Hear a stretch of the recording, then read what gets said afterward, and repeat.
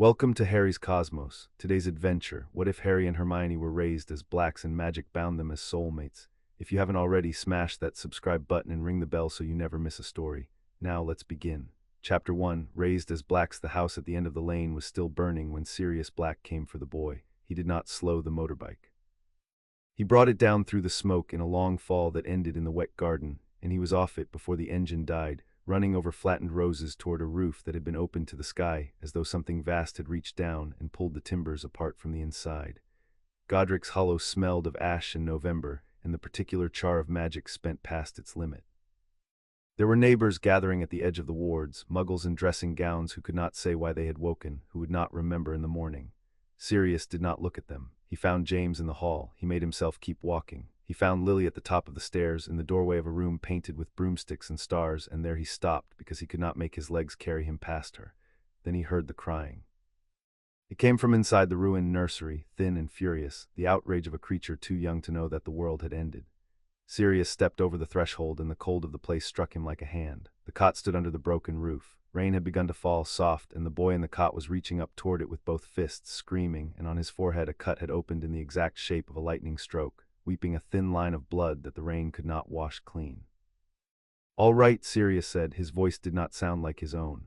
"All right, Harry, I've got you, I've got you." He lifted the child out. The boy's hands closed in the front of his robes with a strength that astonished him, and the screaming stopped all at once as if a door had been shut on it.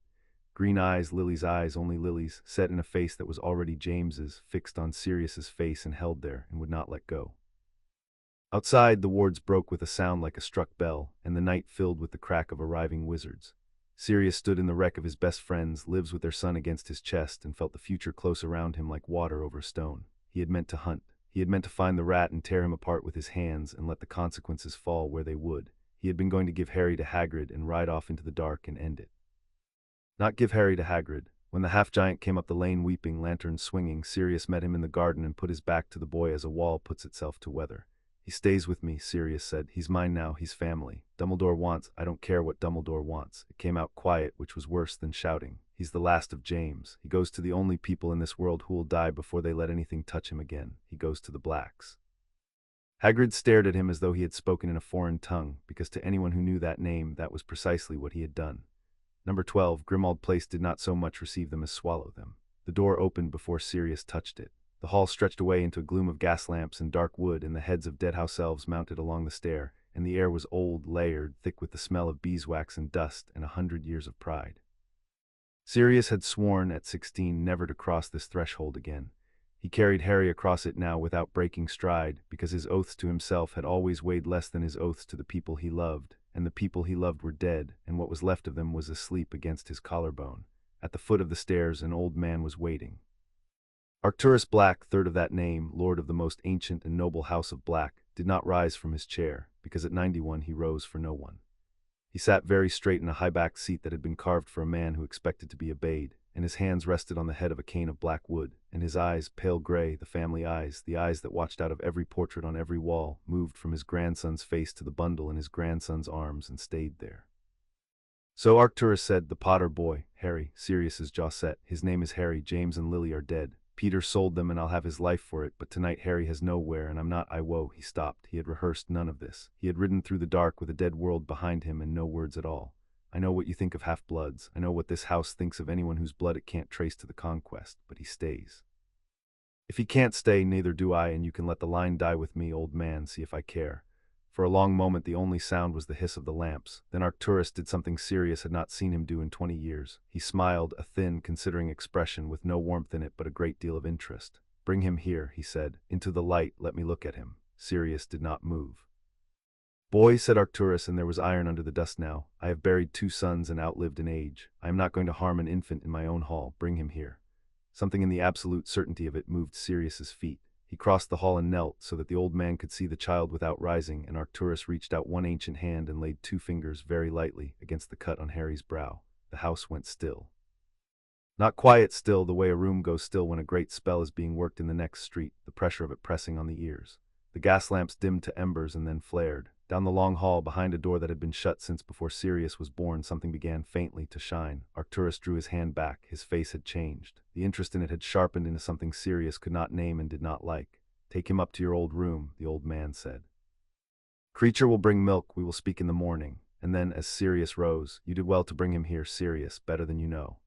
He did not understand what the old man had meant until the deepest part of the night, when he could not sleep and went walking through the house with Harry breathing slow against his shoulder, and his feet carried him, against all his intention, to the door at the end of the hall. It was the tapestry room. He had hated it as a child.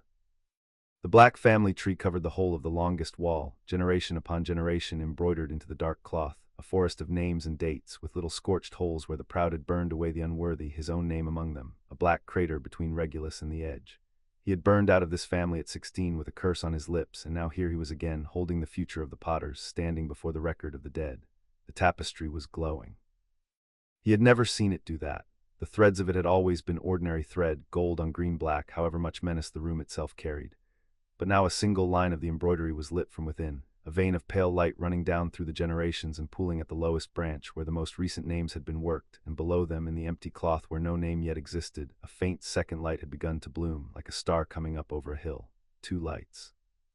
One where the line of the family ended, and one beside it in the dark, in the place reserved for a name not yet born into the house. What is that? Sirius said to no one. It is hope, said Cassiopeia Black. He had not heard her come in. His great-aunt stood in the far corner where the shadows were thickest, a tall, thin woman of indeterminate ancient age in robes the color of a moonless sky, and her eyes, when they caught the light of the tapestry, held the same glow, as if she had swallowed a little of it long ago and never let it out. Aunt Cassiopeia, you don't remember me, she said, not unkindly. You were small when you decided to despise us, and you despised thoroughly as the young do. Come, don't lurk in the door like a tradesman. Bring the child to the wall. He should have refused. Everything he had become since he left this house told him to refuse. Instead, he walked to the tapestry, and the moment Harry came within arm's reach of it, the lower of the 2 lights flared bright and steadied, and the vein of brilliance that ran down through the family answered it, pulse for pulse, the 2 glows reaching toward one another across the empty cloth like hands across a gap. There, Cassiopeia breathed, there it is, after 5 generations.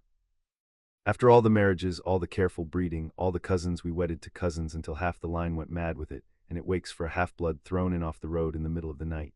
She laughed, a dry rustle. The old magic has a sense of humor, I always suspected. What old magic? Said Sirius. Aunt, plainly, I've had a long night and my friends are dead. What is the tapestry doing? She turned the full weight of her glowing eyes on him. The House of Black does not survive on gold and madness alone, child, whatever you believed when you ran from us. We are an old house, we keep an old thing. Once in a great while, once in centuries, 2 souls are born that are made to be one. The conjunctio, the true bond. It is the deepest magic our blood remembers, and for 500 years we have tried to make it happen on purpose, marriage by marriage, hoping to breed a matched pair, and for 500 years we have failed and gone a little more cruel with the failing.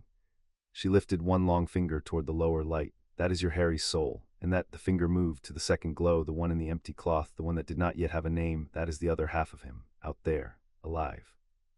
A child like him, the tapestry has found her. It is not lit like this in living memory. Sirius looked at the 2 lights leaning toward one another, and a cold went through him that had nothing to do with the house. Her, somewhere, said Cassiopeia. Young, we will find her, the cloth will lead us. Her voice gentled, which was somehow more frightening than its dryness. Do you understand what has come into your arms tonight, Sirius? Not an orphan, not a charge. The first half of the greatest working this family has ever made. The Blacks have wanted this for 500 years. She smiled at the sleeping boy. And it walked in your front door. No, Sirius said. She tilted her head. No, he said again, and his arms tightened around Harry.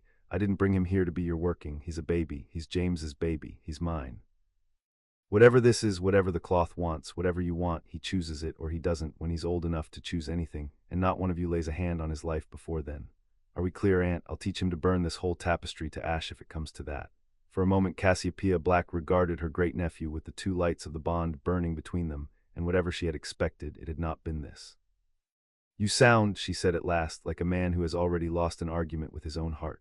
She drew her midnight robes about her and moved toward the door. Love him then, by all means love him. The bond cares nothing for our designs, child, that is the whole terror and beauty of it. It cannot be forced, and it cannot be faked, and it cannot be commanded. It can only be true.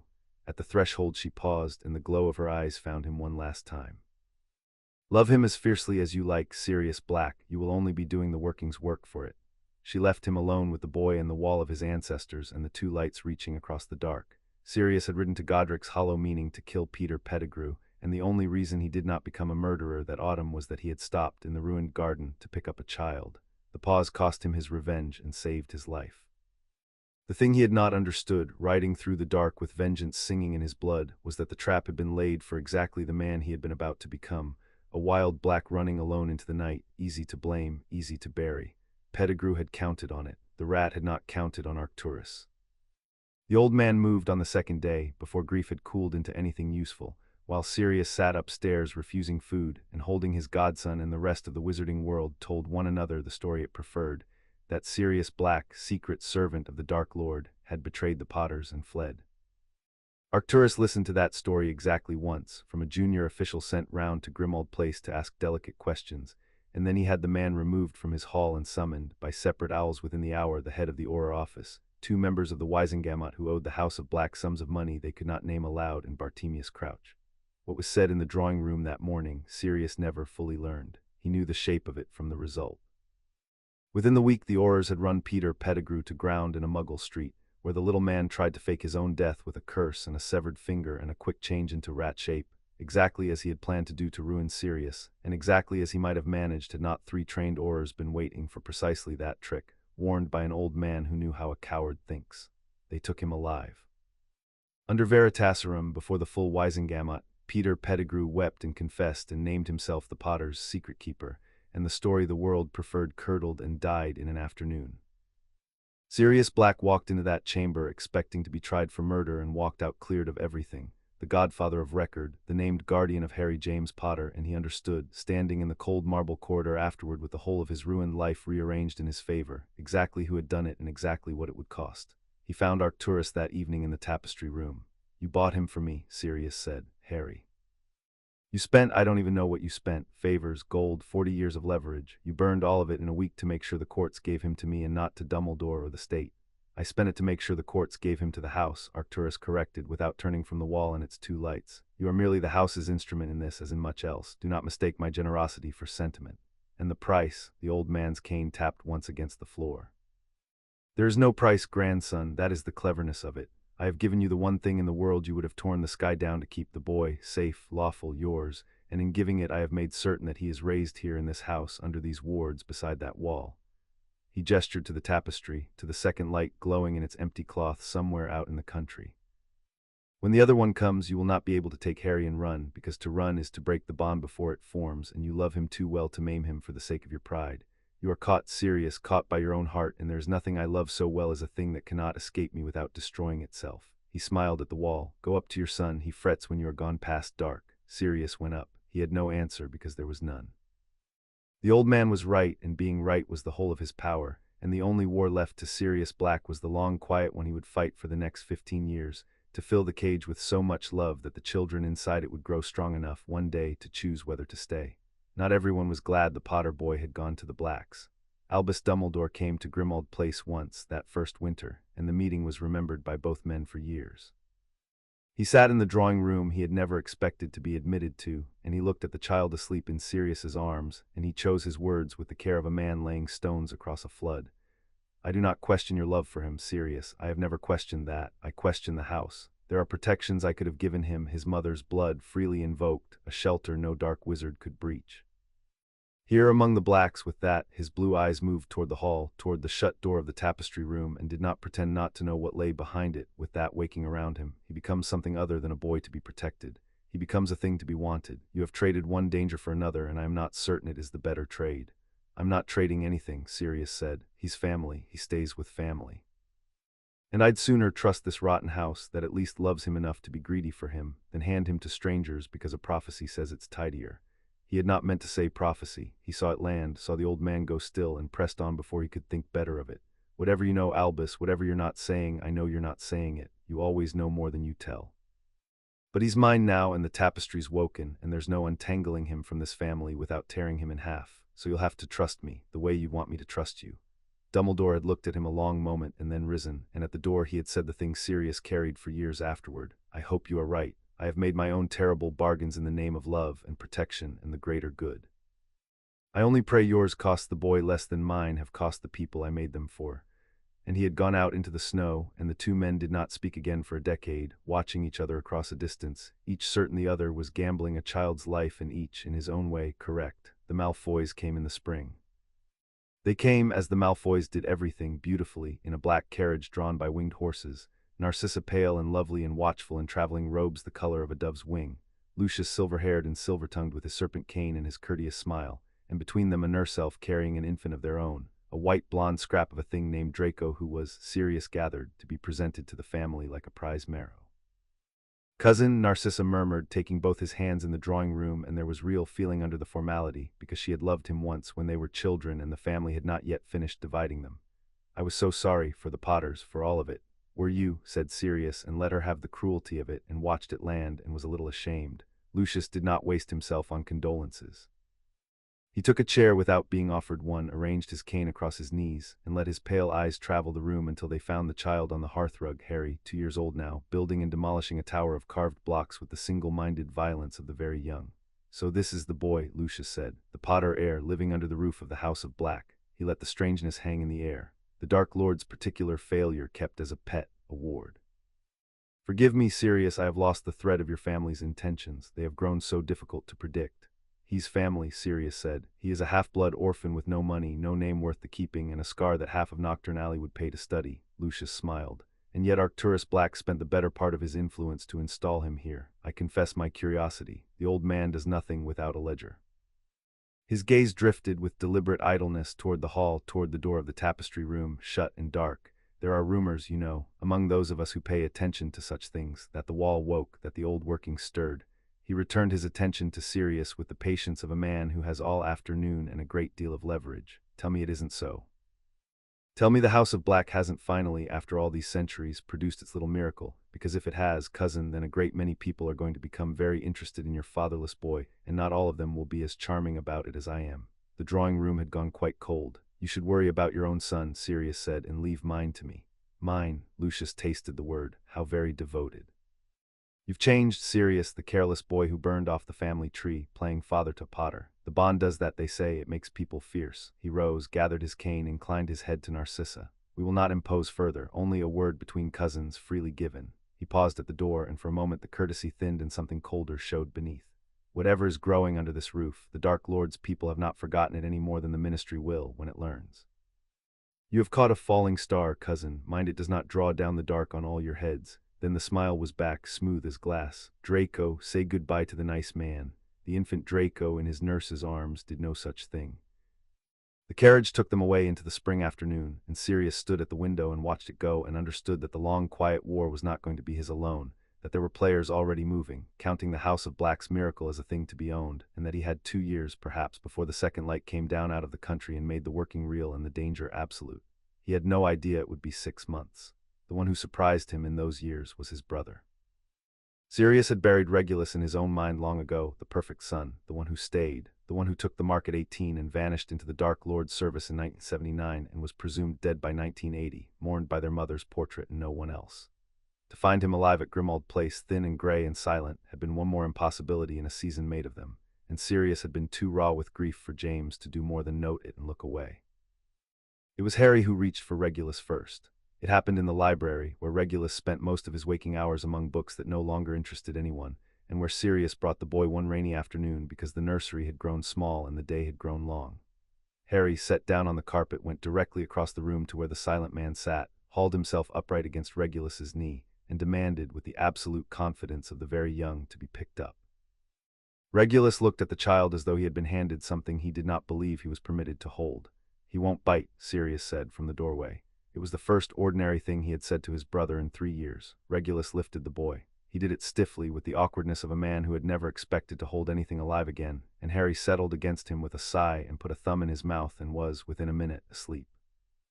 And Regulus Black, who had gone down into a dark place under the earth to steal a piece of the Dark Lord's soul and crawled out of it half-drowned and wholly changed, sat very still with his brother's godson asleep on his chest and said, without looking up, in a voice rusted from disuse, I went to do one good thing, just one. I thought it would balance everything.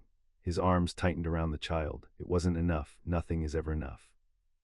He looked up then, and his gray eyes, the family eyes, the eyes from the wall, found his brother S. But I can keep this one safe, and the other, when she comes, I can do that. Whatever the old man wants them for, whatever's coming for them, I know how the dark thinks serious. I gave it years of my life. Let me stand between it and them. Let me make that the thing I did. Sirius came into the room and sat down across from his brother, and for a while neither of them spoke, two sons of a cruel house with a sleeping child between them, the rain on the windows and the dead generations on the walls, and down the hall, the patient light of the working that would shape all their lives. "They're not the old man S," Sirius said at last. "Whatever he thinks, whatever any of them think, they're going to belong to themselves." "Then we'd better both live long enough to see it," Regulus said, and almost smiled. It was, Sirius thought afterward, the first promise the two of them had kept to each other since they were boys. It would not be the last, and it would cost more than either of them could yet imagine to keep. They found her in the spring of 1983, though it would be more honest to say they had been watching her since the night the tapestry woke. Cassiopeia did the finding. She spent the winter in the tapestry room with charts and a brass instrument and a great deal of muttering, narrowing the second light from somewhere in Britain to a county, to a town, to a quiet road of pebble-dashed houses where a dentist and his wife were raising a daughter who had, 3 times before her 3rd birthday, done things no ordinary child could do. The Granger girl had turned her father's gray hair brown again when she was cross with him for going away to work. He had called every book in the house off its shelves at once and stacked them by her cot in a tower taller than herself. She had on one memorable occasion made it snow indoors in July because she had read about snow and wanted to see it. "She is extraordinary," Cassiopeia reported, in the cold satisfaction that passed with her for joy. "The resonance comes off her like heat off a stone. There is no question she is the other half of the working." "She is a child with a family," Sirius said flatly. He had grown harder over the 18 months of Harry's life, harder and warier, watching the house arrange itself around his godson like a current around a rock. "We watch, we do nothing. They are alive and she is theirs, and we have no right." "I am aware of the law," said Arcturus from his chair, having written a fair portion of it. "We do nothing, we watch." What none of them had counted on was the lorry. It came through a wet October crossroads at 50 miles an hour with a driver who had been awake for 19 hours, and the little blue car with the dentist and his wife and their daughter in the back had the right of way and no warning at all. The Grangers died at the scene. The child, strapped into the seat her father had checked twice that morning out of the particular tenderness of a careful man, walked out of the wreck without a mark on her and stood at the edge of the road in the rain, holding her own elbows, screaming the way Harry had screamed in the ruined nursery, until the magic in her cracked the tarmac in a widening circle around her feet and every street lamp on the road went dark. Cassiopeia felt it from London. She said afterward it had struck the tapestry like a fist, the lower light flaring so bright the whole room went white. By the time the Blacks reached the road through the rain and the Muggle confusion, by the time Sirius had pushed past 2 stunned policemen with a charm on his tongue and crouched in front of the shaking child, the second light on the wall at Grimmauld Place was burning as steadily as the first. "Hello," Sirius said. He kept his voice low, the voice he used for Harry in the dark. "Hello there." "Right, you're all right. I know you don't know me." Rain ran off the end of his nose. "My name's Sirius. That's a silly name, isn't it? It's the name of a star." The girl looked at him out of brown eyes swollen with crying and did not stop holding her elbows and did not run. "I've got someone who'd like to meet you," Sirius said. "He's about your size. He's got the worst hair you ever saw and he never sleeps when he's supposed to and he'd like a friend very much. Would you like to meet him?" It was not the words, she was 3, the words meant little. It was that he had not lied, and the child, in the wreck of everything, in the place where the world breaks open and small creatures know the truth of grown people without being told, heard that he had not lied. She let go of one elbow, she reached up. And Sirius Black, who had sworn he would let no one make this little girl into anyone's working, picked her up out of the rain and the broken glass and carried her away from the only family she had ever known, and hated himself and could not have done otherwise and knew it. Her name was Hermione. For 3 days before the family let the 2 children meet, Hermione Granger did not speak, and the house did not know what to do with her. Grimmauld Place had been built to intimidate, and intimidation was wasted on a grieving 3-year-old. She walked its grim halls with her chin up and her eyes dry and her whole small self closed like a fist, and the portraits glowered at her and she glowered back, and Walburga's screaming likeness in the entrance hall took one look at the Muggle-born child the family had dragged in and began to shriek about filth and shame until Andromeda, with grim satisfaction, drew the curtains over it so hard the rod bent. Andromeda had come to stay for exactly this, because someone in the House of Black had to know how to hold a frightened child, and the someone was never going to be Cassiopeia, who regarded grief as a whether one waited out, or Arcturus, who regarded it as an inefficiency. So it was Andromeda who sat with Hermione through the silent days, who learned that the child would eat if you put the food down and went away, who learned that she slept badly and woke without crying out, which was worse than crying out. "She's not broken," Andromeda told Sirius on the second evening low in the kitchen. "Don't let the old man tell you she's pliable now, easy to shape. She's not. She's a steel thing that's been dropped and it's ringing, and when it stops ringing it'll be exactly as hard as it was before, only it'll remember being dropped." She looked at her cousin. Whatever you've all decided she is, the working, the miracle, the other half of your boy, she's a person first, Sirius, and she's just lost everyone, and if this family wants her to ever choose any of you, somebody had better love her like a person and not a prophecy. Sirius, who had been thinking exactly that since he picked her up out of the rain, said nothing and went up and sat outside the child's door half the night, the way he sat outside Harry's, so that if she woke there would be someone there. She did not wake, but in the morning the door was open a crack that he had not left, and he understood that she had checked in the dark whether anyone was there and had found him, and had gone back to sleep. They brought the two children together for the first time in the drawing room at Grimmauld Place on a grey afternoon 3 days later, with the whole grim family arranged around the edges of the room to watch. It should have been a small thing, 2 toddlers on a hearthrug. But Arcturus had come down for it, settled in his great chair with both hands on his cane, and Cassiopeia stood at his shoulder with her glowing eyes, and in the doorway, returned from wherever he kept himself, stood Regulus, thinner than the grave and twice as quiet, watching with the wariness of a man who had once gone into the dark to do a brave thing and come back unsure he had earned it. Even Creature hovered at the edge, the ancient elf wringing a tea towel, his great eyes fixed on the children as if they were the answer to a question he had been asking for 100 years.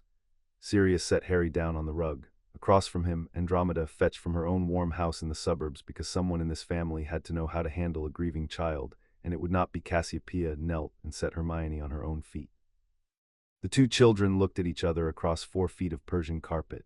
Harry, who was 2.5 and afraid of nothing, who had spent his whole short life adored by a fierce godfather and tolerated by a fierce house, and had never in his memory been in a room with another person his own size, went very still. Hermione, who was 3 and had not spoken a word in 3 days, who had been carried out of her whole life into a house full of gray-eyed strangers and dead elf heads and a portrait that screamed, looked back at him. Then Harry, with the perfect simplicity of the very young, held out his hand, and it was a wooden dragon, scuffed and beloved, the one toy he would not be parted from. He held it out to her across the carpet and said the longest sentence anyone had yet heard him say, "You can hold him." Hermione crossed the rug. She did not toddle, she walked with the gravity of a much older person, and she took the dragon in both hands and turned it over and looked at it, and then she sat down beside Harry, shoulder to shoulder, close as 2 birds on a wire, and set the dragon between them where they could both reach it. And Harry leaned against her as though he had been doing it all his life. And the two of them sat there on the hearthrug, content complete, 2 small creatures who had found, in a house of the proud and the dead, the only other person in the world who fit. In the doorway, Regulus drew in a breath. While in the room down the hall the tapestry blazed, Sirius felt it through the floor, through the soles of his feet, the whole house leaning toward that hearthrug like iron toward a lodestone, and the 2 lights that had reached across the empty cloth for 18 months finally, that afternoon, touched. Arcturus Black let out a slow breath of his own. There, the old man said very softly, and there was something in his ancient voice that might, in a warmer man, have been awe. There it is, after 500 years. His pale eyes moved over the 2 children, and the calculation in them was naked and terrible and patient. They will be the most powerful pairing this house has ever made. We will raise them well, we will raise them together, and we will be very, very careful with them. He turned the calculation on his grandson. Do you understand me, Sirius? Whatever you intend for them, and I see that you intend a great deal, you will raise them under this roof, where they can be protected, and where the bond can grow as it must. That is my price. Refuse it, and I cannot keep them safe because I will not know where they are. It was the cleverest thing the old man could have said, and they both knew it. Sirius looked at the 2 children on the rug, already inseparable, already each other's, and understood with perfect clarity the shape of the cage that had closed around all 3 of their lives, gilded, loving, dangerous, and almost certainly inescapable. "They're not your working," he said. "No," Arcturus agreed with the ghost of his thin smile. "They are children. For now they are children, and they will be loved, and you will love them, and you will hate me for being right about how this ends." He rose with effort, leaning on the cane, and looked down at the boy and the girl and the wooden dragon between them. "Welcome to the family, child," he said to Hermione, who did not look up. "You have no idea what you are worth to us." Sirius crossed the room and sat down on the floor with them, the head of the family's grandson, the blood traitor, the godfather, folding his long body down onto the hearthrug between the 2 children and the watching house, and he put one arm around each of them, and glared up at the assembled blacks with all the defiance of his 16-year-old self burning in his 30-year-old eyes. "Mine," he said, just that, to all of them. To the old man and the seer and his ghost of a brother and the screaming portrait and the dead elves on the wall and 500 years of patient, hungry design. Whatever you've decided they are, whatever the cloth says, first and last and always they're mine, and I'll teach them to choose for themselves if it's the last thing this family ever lets me do. Hermione, between the 2 of them, finally spoke. It was the first word she had said since the road. She put one hand on the wooden dragon and the other without looking into Harry's, and she said to no one in particular in the clear, unbothered voice of a child stating an obvious fact, "Stay." Whether she meant the dragon or Harry or Sirius or the whole impossible house that had caught her out of the rain, none of them ever knew. But Harry's fingers closed around hers as if he had been waiting his whole short life to be asked, and somewhere down the hall the tapestry burned steady and bright and patient, two lights become one, and the most ancient and noble house of Black settled around its newest, smallest, most precious possessions like a fist closing slowly around a pair of stars. Chapter 1 and Chapter 2. Growing up together by the time Harry was 6, the house had given up pretending the two of them were separate people. Pride, the family liked order, and order meant two nurseries, two sets of robes, two places laid at opposite ends of the long table where Walburga's portrait could glower at them both impartially. None of it held. Hermione would not sleep unless she could hear Harry breathing in the next room, and Harry would not sleep at all, and after a season of gray-faced mornings Andromeda came round, took one look at the pair of them, and moved the second bed into the first room without asking anyone's leave. The places at the table migrated until they sat side by side. The two sets of robes were forever turning up in one wardrobe, mixed past sorting. Sirius watched it happen and let it happen and called it privately winning. The morning it stopped being ordinary closeness and became something stranger, they were in the walled garden behind Grimmauld Place, the one patch of the property the house had not managed to make sinister, where creature grew herbs and the brick held the sun. Harry was up the pear tree where he was forbidden to be. He reached too far for a branch that had looked closer than it was, and the bark came away under his hand and he fell. He should have broken something. He was 9 feet up and falling badly, head first, and Hermione was 20 feet away with her back turned, reading on the bench. She turned before he made a sound. That was the part Sirius never forgot. Watching from the kitchen window, she turned before the branch broke, her head coming up from the book as though someone had called her name, and her hand came out and Harry stopped. Not slowed. Stopped a foot above the flagstones, hanging in the air with his hair pointed at the ground and his eyes wide, while Hermione stood frozen with her arm flung out and a look of total astonishment on her 6-year-old face. He hung there for 3 full seconds. Then he dropped the last foot, landed in a heap, and started to laugh. Sirius was out the door before he knew he had moved. He reached them and found them sitting in the herbs together, Harry still laughing, Hermione very pale, and he gathered them both into his arms and held on harder than he meant to. "How did you do that?" he said into Hermione's hair. "Sweetheart, how did you know to turn?" She thought about it with the seriousness she brought to everything. "I felt him be scared," she said at last. In here, she put a hand flat on her own chest. It was loud. Down the hall behind its shut door the tapestry brightened, and Sirius felt it go through the floor and into the soles of his feet, and he closed his eyes and held the children and thought, not yet, they are 6, let them be 6. Cassiopeia came that evening, as he had known she would. She stood in the doorway of the children's room while they slept tangled together like a pair of cats, and her glowing eyes moved over them, and her dry voice was almost gentle. "It is only the foreshadow," she said. "The bond is not awake, that comes later, with the blood and the choosing, when they are grown enough to hold it. This is the seed of the thing reaching for light. They will feel each other's great fears. Now and then they will dream the same dream. Once or twice they will finish a working the other began." She turned to him. "You cannot stop it, Sirius." "I'm not trying to stop it," he said, and was surprised to find it true. "I'm trying to make sure that when it comes to two people who are happy, who know they're loved, who have had a childhood worth defending." He looked at the sleeping children. "If they're going to be your great working aunt, then let them be the kind of working that knows what it's fighting for." Cassiopeia was quiet a long moment. "You may be wiser than any of us gave you credit for," she said, and left. Regulus taught them magic before Hogwarts ever could. He did it sideways, never announcing a lesson, only leaving things where they would be found, a book open to the right page, a wand left on a table within a curious child's reach, a question dropped into a quiet afternoon and left to germinate. By the time they were 8, they could both produce a clean Lumos and a wobbling Wingardium Leviosa, and Hermione had read most of the family library twice, and Harry could disarm his uncle 4 times out of 10, which Regulus said, with the closest thing he had to pride, was 4 times out of 10 more than most grown wizards managed against a Black. "You don't fight to win the duel," Regulus told them. In the long gallery he had cleared of furniture for the purpose.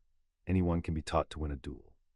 You fight to make sure the other person never wanted to start one." He set them back to back, Harry's shoulder blades against Hermione's, both of them with their child-sized wands up, and walked a slow circle around them. "The Dark Lord's people came at you one at a time in my day because they were proud, and proud men die alone. Don't be proud, be together. If you are ever in a room where someone means you harm, you do not become 2 duelists, you become one thing with 2 wands. Do you understand?" "No," said Harry honestly. "You will," said Regulus. Hermione cast over his shoulder, "Not your own." She did. The shield bloomed in front of Harry, not herself, and Harry's stunner went out under it in the same heartbeat, and for one instant the 2 spells moved together like a single gesture, like a left hand and a right. Regulus stopped circling. "Again," he said softly, "exactly that, again." They did it again, they could not have explained how. It simply felt, both of them said afterward, like reaching for something that was already in the other's hand. On the nights when the lessons ran late, Regulus would walk them up to bed himself, and sometimes, if Sirius was out, he would sit in the dark between their beds the way a man sits guard, and tell them stories, not the family stories, the cruel proud ones, but quiet things, half-invented, about a younger son who went into the dark to do one good deed. He never said the younger son was himself, the children never asked, but Hermione, who missed nothing, took to leaving her hand out over the edge of the bed when he sat there, and after a while Regulus learned to take it, and the three of them would sit in the dark, the haunted man and the two children he had sworn to keep, until sleep took the small ones and he could go down to his books and his guilt in peace. It was Hermione who dreamed Harry's dream first. She was 9. She woke screaming about a green light and a high cold laugh and a woman with red hair falling, and Sirius came running and found Harry already awake in the next bed, white and shaking, because it was his dream, the only thing left in him of the night his parents died, the thing he had never told a soul, and Hermione had walked into it in her sleep and seen it whole. They did not let go of each other's hands until morning. Sirius sat with them the whole night and said nothing, because there was nothing to say, and in the dawn Hermione looked up at him with her exhausted, furious, 9-year-old eyes and said, "I won't let it happen to him. Whatever it was, I won't let it near him again." And Sirius believed her, because the tapestry down the hall had flared when she said it, as though the house itself had heard a vow and meant to hold her to it. The house itself became their childhood, and the house was not safe, which suited them, because nothing makes two children closer than a shared and slightly dangerous domain. Grimmauld Place was full of locked rooms and lying staircases and cabinets that bit, and the two of them mapped all of it, the way children map the world they are given. They learned which of the portraits could be bribed with attention and which only wanted to scream. They learned that the drawing-room clock fired bolts at idlers, and the music box in the second parlor would put you to sleep where you stood. They learned to give the boggart in the writing desk a wide berth and the doxies in the curtains a wider one. Creature trailed after them through all of it, torn between a century of training that said the heirs of the house were sacred, and a century of training that said Muggle-borns were vermin, and losing the argument with himself a little more each day, because the Muggle-born child kept saying thank you, Creature, in a way that no Black had said it in living memory, and the old elf had no defense against being thanked. The afternoon they found the tapestry room on their own, Harry 6, Hermione 7, neither of them supposed to be there. They stood a long time before the great glowing wall, holding hands, and looked up at the two woven lights burning close together at the bottom of the family tree in the empty cloth below all the names. "That's us," Hermione said. She had worked it out, she worked everything out. The two lights, that's why everyone watches us, that's why Grey Tent Cassiopeia looks at us like that. She was 7 and entirely unfrightened and entirely correct. "We're on the wall, we're not even born on it properly. Look, there's no names, just the lights. They put us on the wall before we got names." She considered this with her terrible 7-year-old gravity. "I don't think you're supposed to be on the wall before you've decided anything. I think that's rude." Harry, who understood about a third of this, took the part that mattered. "Are you on the wall because they made you come here?" he asked. Because of the lorry, he had heard the word. He did not understand it. He knew it was the reason she had come.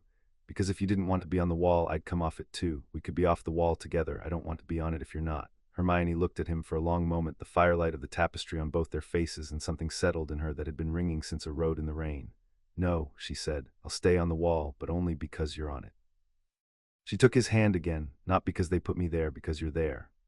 And the two woven lights on the wall flared gently, as though the working itself had heard a 7-year-old draw. For the first time, the only distinction that would ever matter in Creature, watching from the doorway, crept away and did not tell anyone what he had seen, and kept it, hoarded away with all his most precious things, for years. The summer they were 10, Arcturus took them to Carrow Tor. The ancestral seat of the House of Black was not the grim London townhouse the children knew, but an island, far north and west.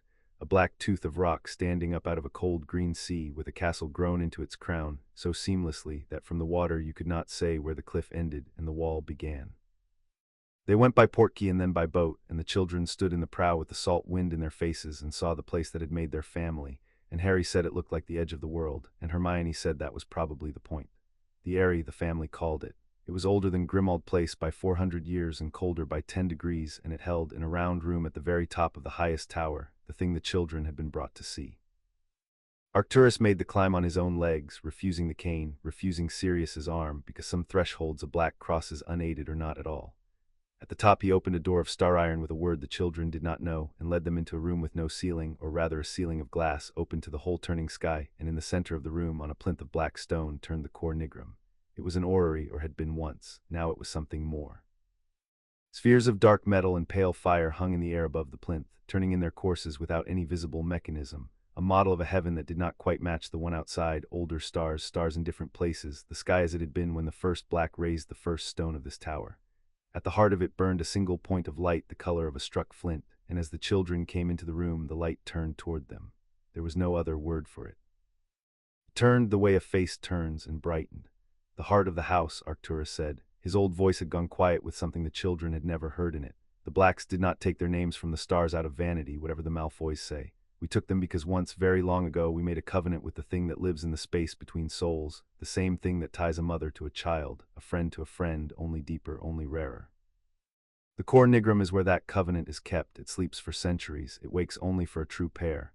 He looked at the two children, and the flint-colored light at the heart of the orrery flared and reached and brushed across them like a hand laid on two bowed heads.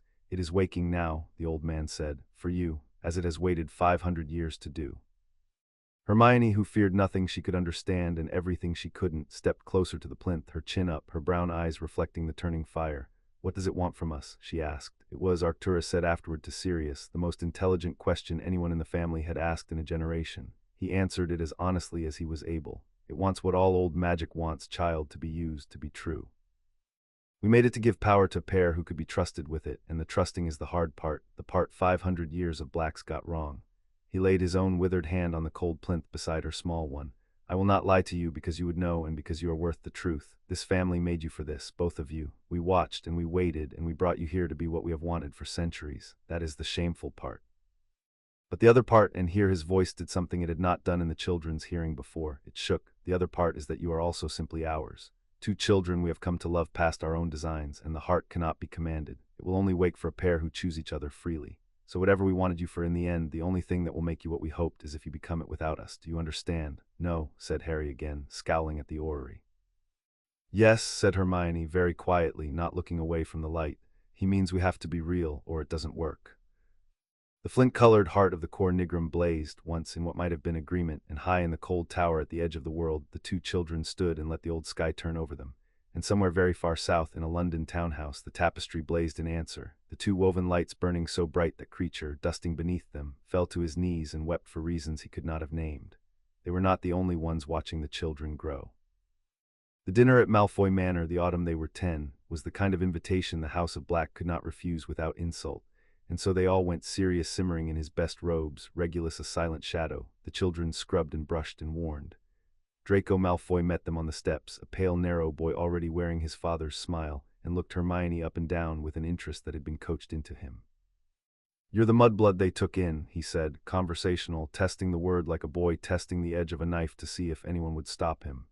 Harry hit him. It was not magic.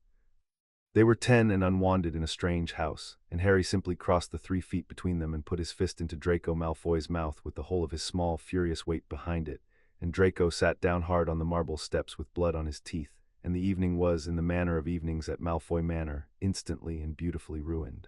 Hermione did not thank Harry. She did not need to. He had felt her flinch at the word before he threw the punch, and she had felt his fury before his fist moved, and between the two of them not one syllable was required. Lucius smoothed it over with the silken contempt of a man who had what he wanted. He had wanted, the whole evening, to see them together, to confirm with his own eyes the rumor that had reached the manor through channels he did not name. He got his confirmation in the way the two children orbited each other across his ballroom, in the way Harry's eyes never left the girl for long, in the white pulse of protective magic that had gathered around the pair of them when his son said one ugly word. He watched it the way a banker watches a vault. Cousin, he said to Sirius, over the brandy the men took while the women talked and the children were sent to the gardens. I will be direct, because we are family and the hour is late. The Wisengamot will not let a thing like that, he gestured with his glass toward the gardens where the two children walked, grow up ungoverned. A bonded pair is not a private matter. It is an instrument of state, whether your family admits it or not, and the state does not leave instruments lying about for anyone to pick up. He swirled the brandy. There are those of us who would see it managed responsibly, a contract perhaps. The girl, when she comes of age to a house that can shelter her properly, mine, for the sake of argument. The boy is a potter, he can be settled elsewhere, generously. The bond, after all, is in the blood, not the marriage. It need not inconvenience anyone's affections. Sirius set down his glass very carefully, because if he had not set it down carefully, he would have broken it against Lucius Malfoy's perfect teeth. You want to split them, he said. Marry her to Draco. Pen the bond up where you can milk it. "I want," said Lucius, "what is coming whether you welcome it or not. The ministry will move. The Dark Lord's faithful have not forgotten what your wall woke. If the House of Black will not arrange the matter, others will arrange it for you, and they will be far less concerned than I am with the children's comfort." He smiled. "I am the gentle option, Sirius. Do try to remember that in the years to come. You will miss me when the others arrive." Sirius did not answer. He found the children in the garden, took one by each hand, and took them home an hour early, and did not speak the whole way.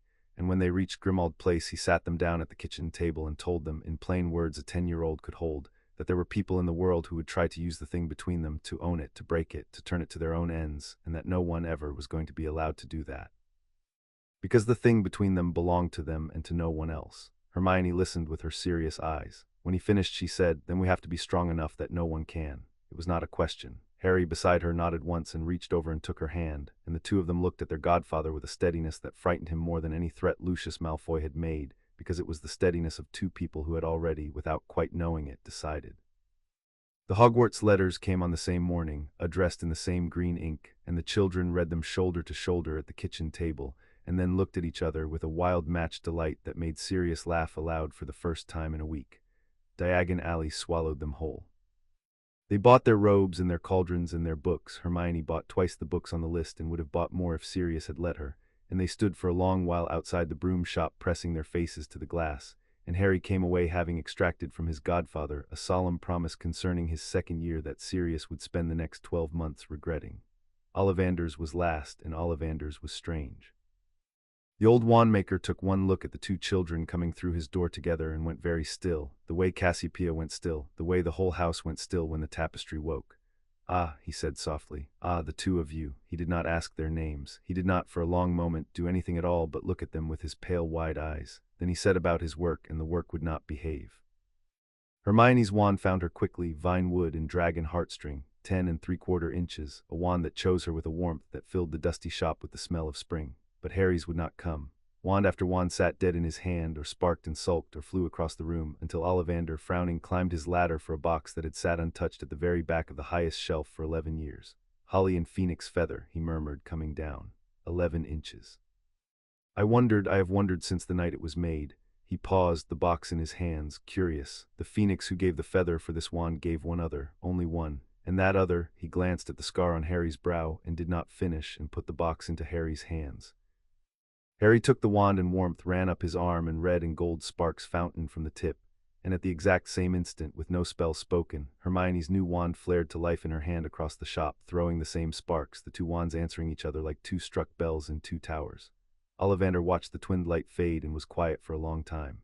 "In all my years," he said at last, "I have never seen wands greet one another. Wands are jealous things, they do not share." He looked from one child to the other, and there was wonder in his face, and underneath it something graver. "Guard them well, the pair of you, and guard each other better. There are those who would give a great deal to understand what I have just seen, and not all understanding is kind." He took Sirius's gold and bowed them out, and stood in his doorway watching the two children walk away down the crooked street, their new wands in their pockets and their heads bent together, until the crowd closed over them and they were gone. The Sorting Hat could not make up its mind. It had been placed on Harry's head third from the end of a very long list, and the great hall had gone quiet the way halls do for a famous name, and the hat had begun, as it always began, to mutter, and then it stopped. The whole school waited. On the stool Harry sat frozen, and across the silent hall, still in the unsorted crowd, Hermione stood with her hands fisted in her robes, feeling his unease as her own.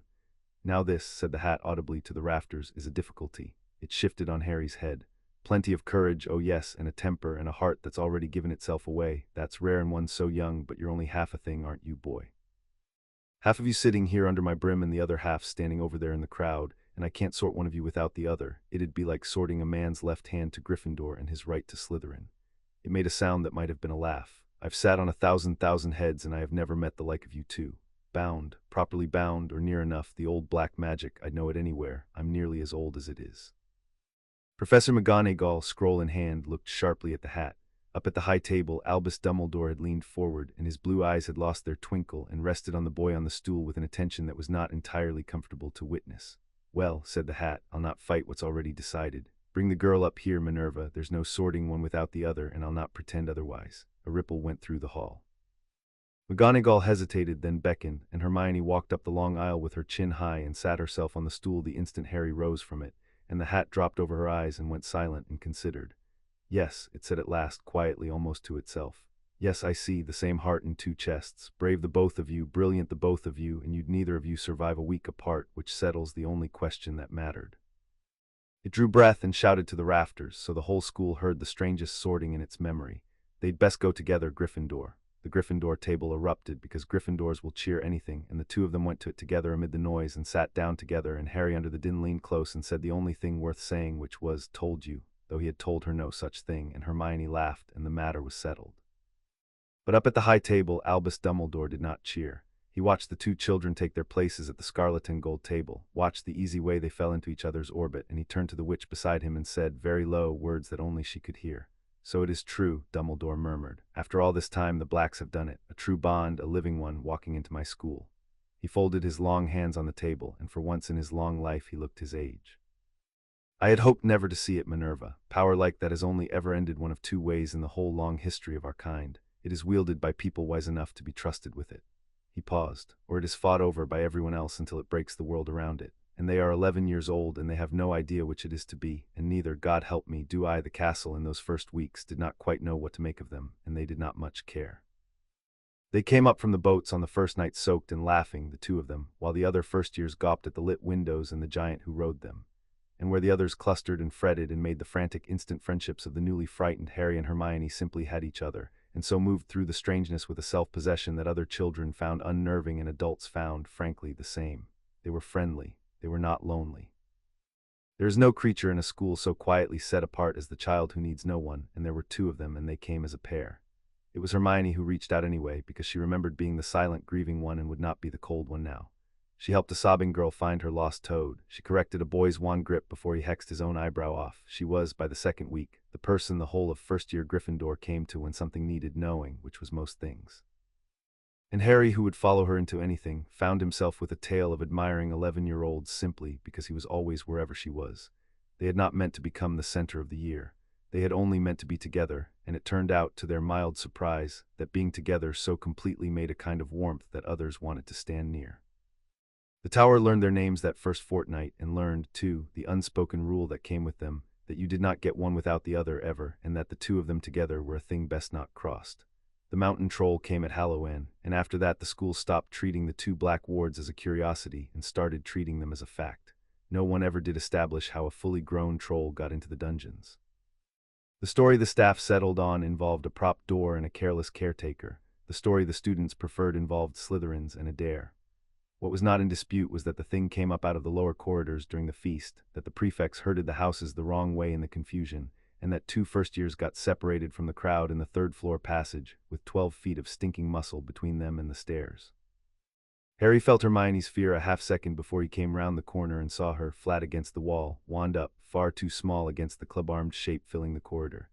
He did not stop to think, because thinking would have slowed him, and there was no room in him for slowness when the loud, bright terror in his chest was hers. He shouted, and the troll turned, and that was the whole of his plan, to make it look at him instead of her. What happened next, 3 portraits and a suit of armor later swore to, and the headmaster took the trouble to interview each of them. The two children did not fight the troll as two children. Harry's stinging hex took it in the eye, and Hermione's leg locker hit the same knee in the same instant, and the troll came down on one side, and before it could rise Harry was casting again, and Hermione's shield was already up over his shoulder, not her own, exactly as Regulus had drilled into them in the long gallery, one thing with 2 wands. They moved around it in a circle, never both exposed at once, each covering the other's blind side without a word or a glance, and when the troll's club came down where Harry had been standing, he was no longer standing there, because Hermione had felt the blow coming, and he had moved on her fear before his own eyes registered the swing. They put it down together, a levitation from Hermione lifting the club clean out of its grip, a stunner from Harry catching it square in the slack-jawed face as it gaped after the rising weapon, and the club fell back and finished what the stunner began, and the corridor went silent but for 2 children breathing hard in the dark. Professor McGonagall arrived to find the troll unconscious, the 2 first-years unharmed, and a tactical position so clean that her first instinct, she admitted to Dumbledore afterward, was not relief but unease. 11-year-olds do not fight like that, Albus, she said. They fight like a single trained duelist split in 2. They covered each other. They never spoke. The girl shielded the boy, and the boy never looked to see if the shield was there because he knew it would be. She had taken 50 points and given them back twice over and sent the children to bed, and she stood in the wreck of the corridor and did not like, at all, what she had seen. Dumbledore liked it no better, but he understood it, which was worse. He went up to his tower that night and took down certain old books from certain high shelves and read, until dawn, about a magic the ministry had outlawed the study of 3 centuries before, and in the morning he wrote a letter he did not send and burned it and wrote another. After that the years took on the particular speed of school years, which is to say they vanished. There were classes the two of them topped without trying, and classes Hermione topped while Harry stared out the window and somehow passed anyway, riding the edge of her concentration like a swimmer in a current. There was the Quidditch pitch, where Harry flew the way other people walked and Hermione sat in the stands with her heart in her mouth, and where more than once a watching student noticed that she flinched at the exact instant Harry took a hard turn 300 feet up, as though she felt the wind herself.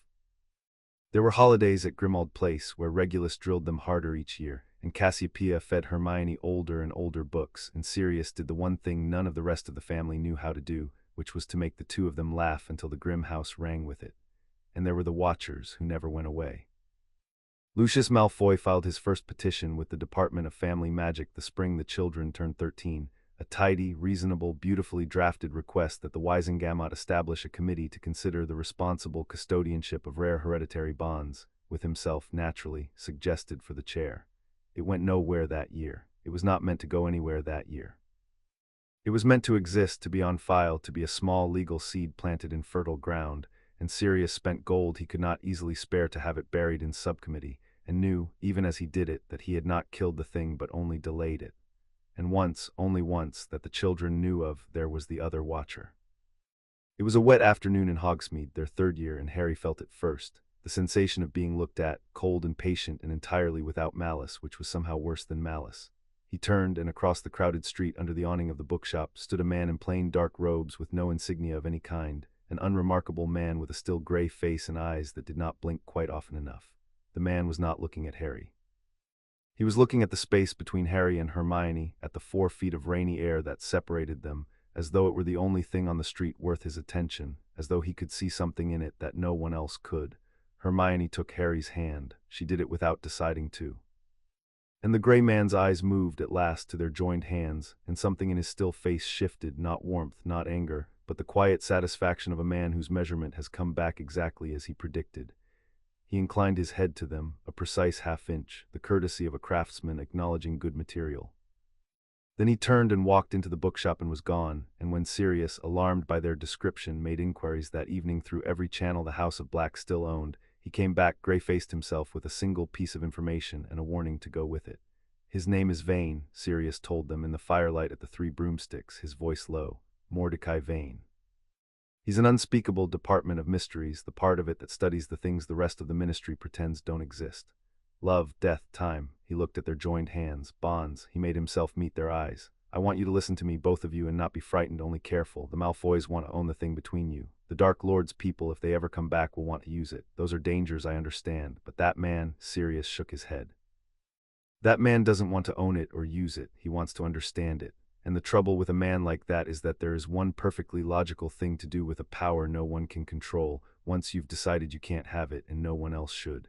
He did not say the word. He did not have to. Hermione's hand tightened in Harry's, and Harry felt the cold of it go through both of them at once, and across the table Regulus, who had said nothing all evening, finally spoke, very quietly, the words that would sit in the back of all their minds for the next 2 years. "Then we make sure," Regulus said, "that by the time he decides to try, you're too strong for him to manage, both of you together. That is the only safety there is for a thing like you, not hiding, not hoping, strength." He looked at the 2 children he had sworn his ruined life to keep. "Eat your supper. Lessons begin in earnest at the holidays." Far to the north, on a black tooth of rock at the edge of a cold sea, the Cor Nigrum turned in its open tower under the indifferent stars, and at its heart the flint-colored light burned steady and patient and waiting for 2 children to grow, and to choose, and to wake the oldest magic the House of Black had ever made. Chapter 2 and Chapter 3. The soul magic wakes at 15. They had become the kind of students other students rearranged themselves around without quite knowing why. It was not arrogance, neither of them had the time for it. It was simply that the pair of them moved through the castle like a single weather system, and people learned the way people learn about weather. When Harry Black walked into a room with that particular set to his shoulders, you did not bait the girl beside him, because the boy could put you on the floor before a professor finished turning round, and the girl could do it before he bothered. They topped the year between them, won the dueling club so consistently that the club quietly stopped letting them enter together, and were, by the unanimous if unspoken judgment of Gryffindor Tower, the two people you most wanted at your back and least wanted across from you in a fight. What no one outside the family knew was that the bond had still not woken. Everything the world saw, the wordless coordination, the way each seemed to know where the other was in a crowded corridor, was only the seed Cassiopeia had described, the foreshadow, the thing reaching for a light it had not yet reached. The true conjunctio, she told them every holiday, came only with the blood and the choosing and could not be forced, and would arrive when it arrived in its own hour and at its own price. They had stopped mostly waiting for it. They had a great deal else to do. The pressure from outside, by contrast, had only grown. Lucius Malfoy's tidy committee had at last been convened, 3 years after he planted it, and now met quarterly to consider the responsible custodianship of rare hereditary bonds, and though it had no power yet to do anything, it was a body that existed, that took minutes, that could one day be handed a recommendation. And in the autumn of their 5th year, the Department of Mysteries made its first formal move, a request on heavy unmarked parchment that 2 students at Hogwarts be made available for observation in the interest of magical research of the highest national importance, signed only with a department seal and a single initial. V. Dumbledore refused it. He did so courteously and absolutely and entirely without explanation, as was his right within his own school, and he summoned the 2 of them to his office afterward to tell them he had done it, which was not his habit. "I will not pretend to you that the matter is closed," the old headmaster said, watching them over his half-moon spectacles, his phoenix drowsing on its perch. "I have closed a door. A man like Vane does not regard a closed door as an answer. He regards it as a delay, and an interesting one." He folded his hands. "I am going to tell you something I have told no student in 50 years, because I think you have earned plain dealing and because I think frightened people make worse choices than informed ones. The magic between you is real, it is rare, and it is, by every law the Ministry has written in 300 years, illegal to create and illegal to possess. The Blacks made it anyway.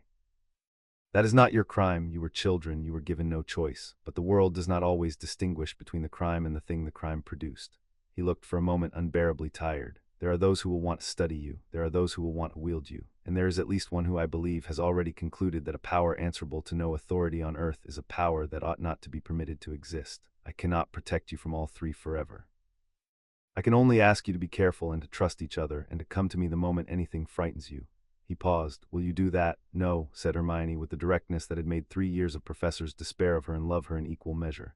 "Not the last part. We'll be careful, we'll trust each other. But if something frightens us, sir, we'll handle it together first, because by the time we could reach you it would already be over. You know that, you've seen us."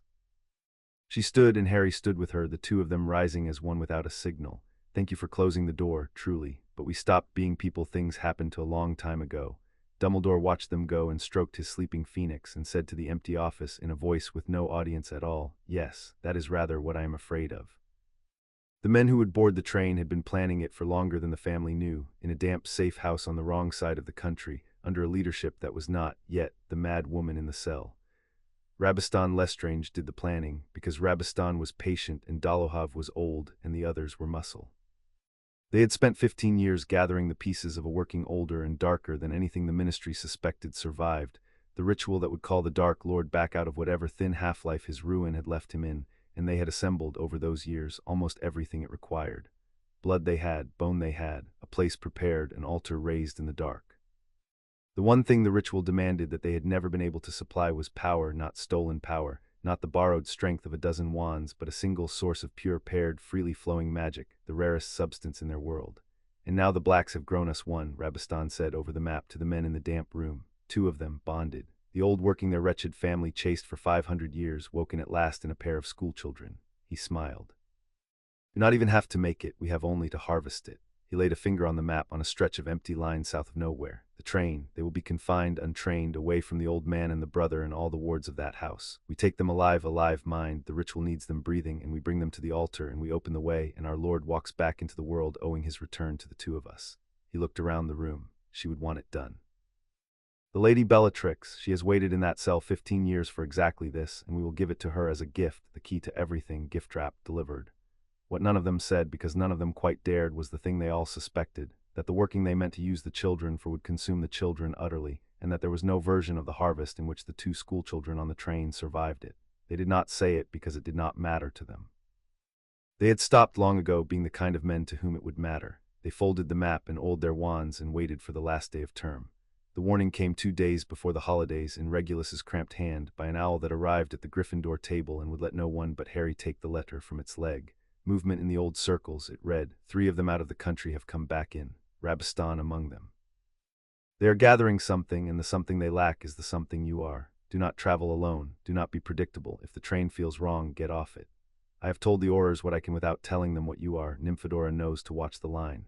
Trust the thing Cassiopeia taught you more than the thing I taught you. If it comes to it, strength is good, but the bond is better, and it is closer to waking than any of us have said to you, because we did not want you reaching for it before you were ready. You may not have the luxury of being ready. Keep her in arm's reach. Keep yourself alive. Come home. Our Harry read it twice and passed it under the table to Hermione, who read it once, which was all she ever needed, and folded it very small and put it in the pocket over her heart. They did not talk about it that night, or rather they talked about everything except it, which between the two of them amounted to the same conversation. They sat by the common room fire after the others had gone up, and Harry watched the flames, and Hermione watched Harry, and the thing that had been growing between them for 15 years sat in the warm air unspoken, as it always did, because to speak it felt like tempting the world to take it. If it comes, Harry said at last, not looking away from the fire, the bond, reaching for it. Regulus says it's close. He turned his head. Aunt Cassiopeia always said it can't be forced. That it only wakes for 2 people who'd choose each other, freely. He was 15 and brave about almost everything, and not in that moment brave about this. I've never not chosen you. I don't remember a single day of being alive that wasn't you. So if it's waiting for me to choose, it's going to be waiting a long time, because there was never a moment I didn't. Hermione looked at him for a long while, the fire moving in her brown eyes. Then it's not waiting for you, she said softly. It's waiting for the worst day. That's what these things always want in all the old books, not the easy choosing, the one that costs everything. She reached over and took his hand, the way she had taken it on a hearthrug when she was 3 years old and the world had just ended. Try not to make the worst day come, Harry. I've got rather used to having you. I'll do my best, he said, and meant it, and 2 days later broke the promise in the only way that could ever be forgiven, which was to break it for her. The Hogwarts Express ran south for the Christmas holidays through a country going dark at 3:30, the windows fogging, the trolley long since passed, the corridors quiet with the particular drowsy peace of a train full of children going home. They had a compartment to themselves near the rear, which they had not arranged and were grateful for. Hermione had a book she was not reading. Harry had his head against the cold glass, watching the snow start over the fields, and for once in a term that had been all pressure and watchers and closed doors, the two of them were simply warm and tired and together and content. He could feel her there beside him the way you feel a fire in a cold room, not a thought, not a word, just the steady fact of her, the thing that had been the floor under his whole life. Sirius says he's done the tree already, Harry said to the window, and that it's hideous, and that Creature cried. Creature cries at everything now. Hermione turned a page she had not read. He's gone soft since we were small. Regulus says it's our fault. She smiled, and Harry felt the smile more than saw it. I don't mind being someone's fault for that. It was the last ordinary thing either of them said for a long time, because that was the moment the train began very slightly to slow. Harry sat up. They were nowhere, no station, no platform, only white fields going blue in the dusk, and the train was slowing, and the lights in the corridor had dimmed and gone amber, the way lights do when a great deal of power is being drawn off somewhere they shouldn't. Hermione closed her book. Neither of them reached for the door. They reached, both at once and without a word, for their wands. The cold came first. Not the cold of the winter outside, a deeper cold, the cold of magic spent in great quantities, the cold the whole house got when the tapestry woke, and underneath it the sound of a compartment door sliding open far down the carriage, and then another, closer, and then a child's voice raised in a question that ended in a small sharp scream and went silent. They're coming down the train, Hermione breathed, compartment by compartment. They're looking for something. Us, said Harry. He was already on his feet, already moving her behind him toward the rear of the carriage, already counting. The screams had come from 2 compartments down, which meant 2 of them at least, which meant back door. Now, we get off the train, we get into the dark, we make them come to us where they can't see, and we can. It was Regulus's voice in his mouth, 3 years of the long gallery speaking through him. Don't fight them in a corridor, never fight in a corridor. They did not make the back door. The man who stepped into the rear vestibule to cut them off was tall and broad and unhurried, with a long sallow face and a dueling stance the children recognized at once because Regulus had drilled them against it. Old, formal, Death-Eater work, the real thing, not the schoolyard imitation they faced in the club. Antonin Dolohov, Hermione said softly, placing the face from 100 of Cassiopeia's old newspapers, and the man's mouth bent. The clever one knows my name, Dolohov said. Good. Then you'll know it's not worth running. Behind them, at the other end of the carriage, a second man had appeared, leaner, hungrier, with the Lestrange jaw, Rabastan, the brother-in-law of the woman who screamed in Azkaban every night for a master 15 years dead. They were boxed front and back in a swaying corridor, in exactly the position Regulus had spent 3 years teaching them never to be caught in. The Dark Lord is not as gone as your side likes to pretend, Rabastan said, conversational, his wand loose in his hand. He left pieces of himself in the world. We have spent 15 years gathering what is needed to call him back, and there is only one thing left: we lack power. A great deal of it, pure, paired, freely given power of exactly the kind your wretched family spent 5 centuries trying to breed. He smiled at Hermione, and it was the smile of a man looking at a tool. We don't want you dead, children. We want you intact and bound and brought to a certain altar. You'll wake him, the 2 of you. It's almost an honor. It really isn't, said Harry, and the fight began. It began badly, because 2 against 2 in a corridor is not a fight, it is a slaughter waiting to choose a winner, and the men who had walked the train were not boys from the dueling club. Dolohov's first curse was silent and the color of a bruise, and it would have opened Harry from collarbone to hip if Hermione had not already been moving.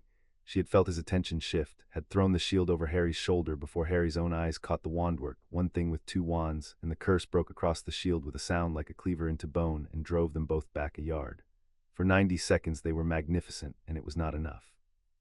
They fought the way Regulus had made them, back to back, each covering the other's blind side, never both exposed. Harry's aggression and Hermione's precision braided into something far larger than 2 15-year-olds had any right to be. Harry's reducto took a chunk out of the wall beside Rabastan's head and made the man flinch. Hermione's conjured ropes nearly had Dolohov's wand arm. For 90 seconds the 2 Death Eaters, who had expected to overpower a pair of frightened students, found themselves working harder than they had worked in years. Rabastan came at them from the rear while Dolohov pressed the front, and for a moment the corridor was a stormed light breaking on light, the windows starring with cracks, a conjured swarm of knives from Rabastan's wand that Hermione turned to falling water with a flick that would have earned an outstanding from a flint-hearted examiner, the water sheeting down the walls and hissing where Dolohov's fire met it. Harry drove a hex low under the steam, and Rabastan leapt it and laughed, and the laugh was the worst thing in the carriage, because it was the laugh of a man enjoying himself, a man who had done this 100 times and intended to do it 100 more. They were not afraid of the children.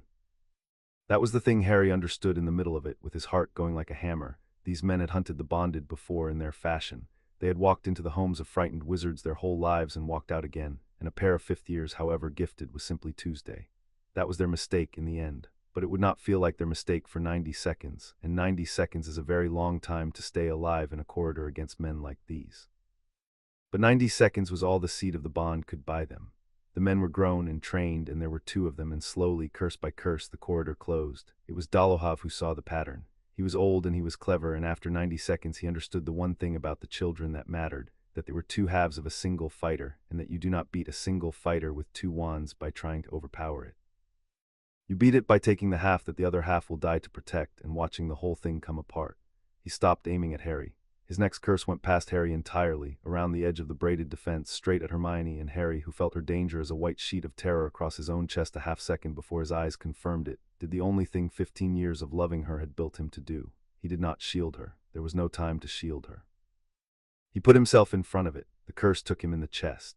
It was the bruise-colored one, Dolohov's own working, the curse with no name in any decent book, and it went into Harry and through him, and he did not cry out, which was the worst part. He simply folded, the wand falling from his hand, and went down onto the swaying floor of the corridor with his green eyes already going distant and a stain spreading under his robes faster than blood had any right to spread. Hermione caught him before he hit the boards. She went down with him into the dark and the amber light and the cold, with the whole of the world she had ever wanted draining out through her fingers, and she heard very far away Dolohov say to Rabastan in the satisfied voice of a craftsman whose theory has proved sound, "There. Now the other will do whatever he never finished." Afterward Hermione could not describe what she did, because she did not do it. There was no spell, there was no decision.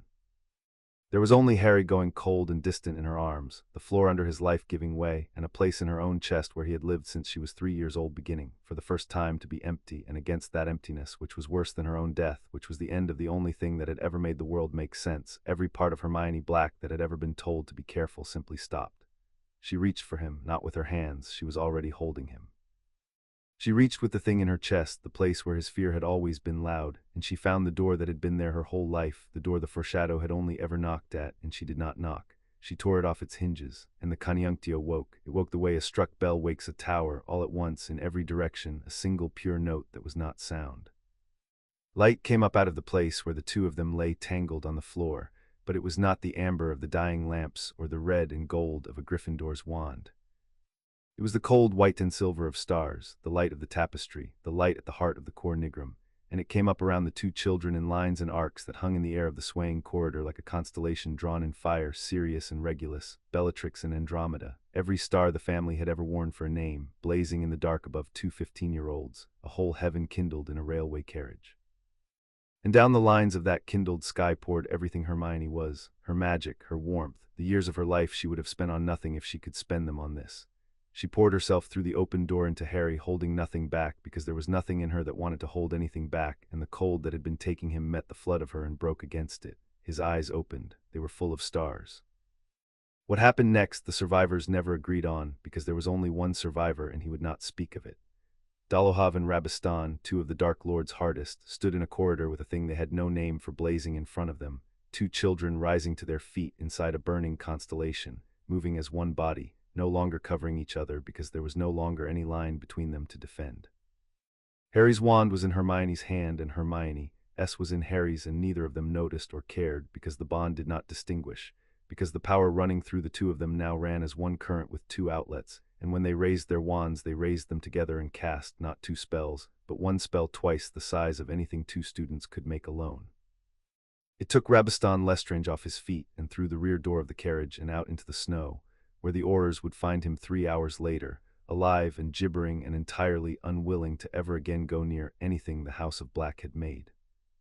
It took Antonin Dolohov, who was faster, who got a shield up, who had survived the fall of the Dark Lord and 12 years of hiding in 100 fights that had killed better men, and it broke his shield like ice and broke the man behind it, and Antonin Dolohov, who had killed without a name for 30 years, died in a railway corridor at the hands of two children he had been sent to capture, and his last expression was not fear or pain but a kind of professional astonishment. As though the universe had broken a rule he had counted on his whole life, the constellation light held 1 moment longer. Then it sank back into the two of them, into the place in each of their chests where it would now live forever, and the lamps came back up amber and then gold, and the train, freed of whatever had slowed it, began once more to run south through the snow, and Harry and Hermione stood in the wreck of the corridor holding each other's wrong wands and each other's whole selves and looked at one another with eyes that had seen, for the first time all the way in. "You died," Hermione said. Her voice shook. "It was the only thing about her that did. For a second I felt you stop. You brought me back." Harry was staring at her as though he had never seen her, which in a sense he never had, not like this, not from the inside. "Hermione, I can feel you. I can feel everything you—" He stopped, because some things even the bonded cannot say aloud, and did not need to, because she felt the unsaid thing arrive in her own chest, warm and total, and answered. She put her forehead against his. They stood like that in the cold and the dark, with a dead man at their feet and a constellation cooling in their blood, two halves of a thing 500 years in the making, finally, irrevocably, one. "Awake," Hermione whispered against his skin, half a question. "Awake," Harry agreed. The train did not reach London. It shuddered to a halt at a dark wayside 2 miles on, where the driver, an ordinary frightened man who had felt the lights die and the wrongness pass through his cab, pulled the brake and refused, sensibly, to move another yard until someone in authority told him what had boarded his train. Someone in authority arrived within the half hour, in a roar of apparition cracks along the embankment and the swing of wandlight through the snow. The first through the carriage door was a young witch with her hair gone stark white with fright and an Auror's badge held out ahead of her like a shield, Nymphadora Tonks, their cousin, who had been watching the line all evening exactly as Regulus had asked and had still arrived too late, and who took one look at the corridor, at the dead man on the boards and the two children standing over him alive and changed and faintly, impossibly luminous, and stopped dead with her wand half raised. "Watcher," she said, which was what she always said, and her voice cracked clean in two on the second syllable. Oh, you're alive, you're both. Merlin, what happened here?" Neither of them could have answered, and they were spared the trying, because the next two through the door were Sirius and Regulus. Sirius crossed the wrecked corridor without seeing the body, without seeing the cracked windows, without seeing anything but the two of them, and gathered them both into his arms with a sound that was not quite a word, and held on the way he had held on in a garden when they were 6, harder than he meant to, his whole frame shaking. "I felt it," he kept saying into their hair, "at the house. The tapestry, Cassiopeia's wall, it went up like a sun. I thought it meant, don't you ever." He could not finish any of it. He did not let go for a long time. Regulus did not embrace them. Regulus walked past them to the body of Antonin Dolohov and crouched beside it and looked at the dead man's face, at the astonishment frozen there, and then he looked up at the two children he had spent 12 years preparing for exactly this, and what was in his gray face was not triumph and not grief, but something closer to awe and closer still to fear. "You woke it," he said quietly. "It was not a question. Both of you, on a train, against Dolohov and Rabistan Lestrange at 15. He rose, he looked, for the first time in their memory, almost gentle. I have spent half my life around dark and powerful things. I have never stood next to anything like what the two of you are right now. Do you understand that? Not the strongest, not the cleverest, the thing nothing in this world is built to fight. He glanced down at Dolohov. He certainly was. He was going to kill her, Harry said. His voice was steady and his eyes were not. He stopped aiming at me. He aimed at her. So I know what you did, Regulus said. I taught you not to. I have never in my life been so glad to be disobeyed. He put a hand briefly on his nephew's shoulder, and the touch said more than the words. It's done. You're alive. We will deal with the rest. The rest was considerable, and they dealt with it through the small hours in a ministry anteroom that smelled of cold tea. The statements, the questions, the dead Death Eater, and the gibbering when the oars had pulled out of a snowdrift. The careful official language that kept trying to turn the night into a form to be filed and kept failing, because there was no box on any form for what had actually happened. Dumbledore came near 3 in the morning and stood in the doorway of the anteroom and looked at the two of them for a long moment, and the twinkle was entirely gone from his eyes. You are unhurt, he said. It was not quite a question either. We're changed, Hermione said. She would not lie to him, and she had stopped hours ago being able to pretend. It's awake, the bond. I can feel him all the time now, not just when it's loud, like a second pulse. She looked down at her own hands as though they belonged to someone braver. I've wanted this my whole life, and I didn't understand what it would be. I'm in his head, Professor. He's in mine. There's no door anymore. I tore it off. Dumbledore was quiet for a long time. Yes, he said at last, heavily. I felt the working from the school. I imagine a great many people felt it who have spent a long time waiting to. He came into the room and sat, with the care of a very old man, in the chair across from them, and when he spoke again it was without any of the careful distance he had kept all term. I am going to be honest with you, because the time for anything else is past. There is a man at the Department of Mysteries who has waited his whole career for the instruments in his keeping to read exactly what they read tonight. He will not come for you tomorrow or next month. He is patient and thorough, and he will want to understand the thing before he moves against it, but he will move. And the law is on his side, and the Wisengamot will be persuadable, and the Malfoys will help him for their own reasons, and against all of that you have your family and each other, and a power no one alive fully understands. He folded his hands. I closed a door for you in September. I cannot close this one. No one can. The bond is awake, and the world knows it now, and from this night forward the two of you will never again be merely students or wards or children. He rose. I am sorrier than I can tell you, and I am also, God forgive me, in some part of myself that has watched our kind tear itself apart over lesser things for 150 years. I am also a little in awe. Go home, sleep if you can. Tomorrow the long part begins. They went home as the sky was graying. Grimmauld Place took them in the way it had taken them in as infants, swallowing them into its warm, grim dark, and Creature wept openly in the hall, and Cassiopeia met them at the foot of the stairs with her glowing eyes and said nothing at all, only looked at the two of them standing there hand in hand with the starlight of the working still faint under their skin, and actually bowed, the proud old witch, to two exhausted teenagers. Because she had waited 500 years in the persons of her ancestors to see what she was seeing, and there are no words for the end of a 500-year wait. In the bed they had shared as children and would not share again as anything but what they had always been, the two of them lay in the gray dawn and did not sleep, because sleeping meant letting go of the new astonishment of each other, the constant warm fact of the other's mind just there, just across a threshold with no door. Harry could feel Hermione turning the night over, examining it, being afraid of it and unafraid of it in the same breath. Hermione could feel Harry deciding, somewhere under his exhaustion, that he would burn the world flat before he let anyone take this from them. They're going to come, she murmured, the gray man, all of them, now that it's awake. Let them, Harry said, and she felt that he meant it, felt the steadiness of it settle into her own chest like a stone into a foundation. We woke it together. We'll keep it together. There's nothing in the world strong enough to take it from us if we don't let them split us up.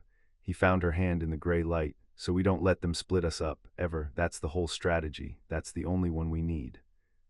It was, as strategies went, both the simplest and the most dangerous thing either of them could have chosen, because there was a man 400 miles south making precise entries in a small notebook who had already understood it perfectly, and had already concluded that there was exactly one way to defeat two people who would never let themselves be split apart, and was already, in his patient and bloodless way, beginning to build it.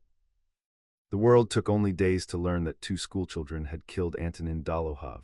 There was no hiding it. Too many people had been on the train, too many frightened students had written home, and a dead Death Eater of Dolohov's standing was not a thing the ministry could quietly file away. The prophet ran it large and got most of it wrong, which was a mercy. It reported a heroic defense, a lucky curse, the brave black wards fighting off an ambush, and said nothing of constellations or soul magic or a bond 500 years in the making, because the witnesses who had seen the kindled sky in the corridor could not find words for it, and so said nothing usable at all. Dumbledore saw to the rest. He met the press at the school gates and gave them a story shaped to bore them, frightened children, prompt staff, a matter for the oars, and the boredom did its work, and the larger truth sank back out of public sight for a while. But it did not sink out of every sight. At the school, the staff knew. McGonagall watched the two of them come back to lessons changed, quieter, closer, luminous in a way that had nothing to do with health, and she did not need the corridor portrait's testimony to understand that something had woken on that train that no examination would ever measure. She said little. She moved their seats so they sat together in every class, which broke 3 of her own rules and dared anyone to comment. And once finding Hermione alone in the library with a stack of books on a subject the girl had no business researching, she set down a 4th book beside the stack without a word, an old text on the history of bound magic from her own shelves, not the school and walked away, and that was Minerva McGonagall's whole statement on the matter, and it was enough. And in London, beneath the streets, the official mind made its own quieter use of the news. A dead Death Eater killed by an uncontrolled magical phenomenon was, to the Department of Mysteries, not a tragedy and not a triumph, but a pretext, proof, on the public record at last, that the thing the Blacks had made was lethal, was loose, and was beyond any ordinary authority to govern. Mordecai Vane added the prophet's clipping to his file with the same precise care he gave everything, and noted that the matter had now acquired what every such matter needed before it could be acted upon: a paper trail, a body, and a frightened public. The refusal of his polite request would look, in time, very different beside a corpse. He was a patient man. He could wait for the public to catch up to what he already knew. It always did. Far to the north, in the open tower at the top of Caro Tor, the Cor Nigrum stopped turning. It had turned for 500 years, patient as a tide, and now it stopped, every dark sphere hanging motionless in the freezing air, and the flint-colored light at its heart, which had only ever glowed, blazed, a single silent flare so bright that the snow on the island's black rock threw shadows upward, so bright that a fishing boat 10 miles out reported a star fallen into the sea and was disbelieved.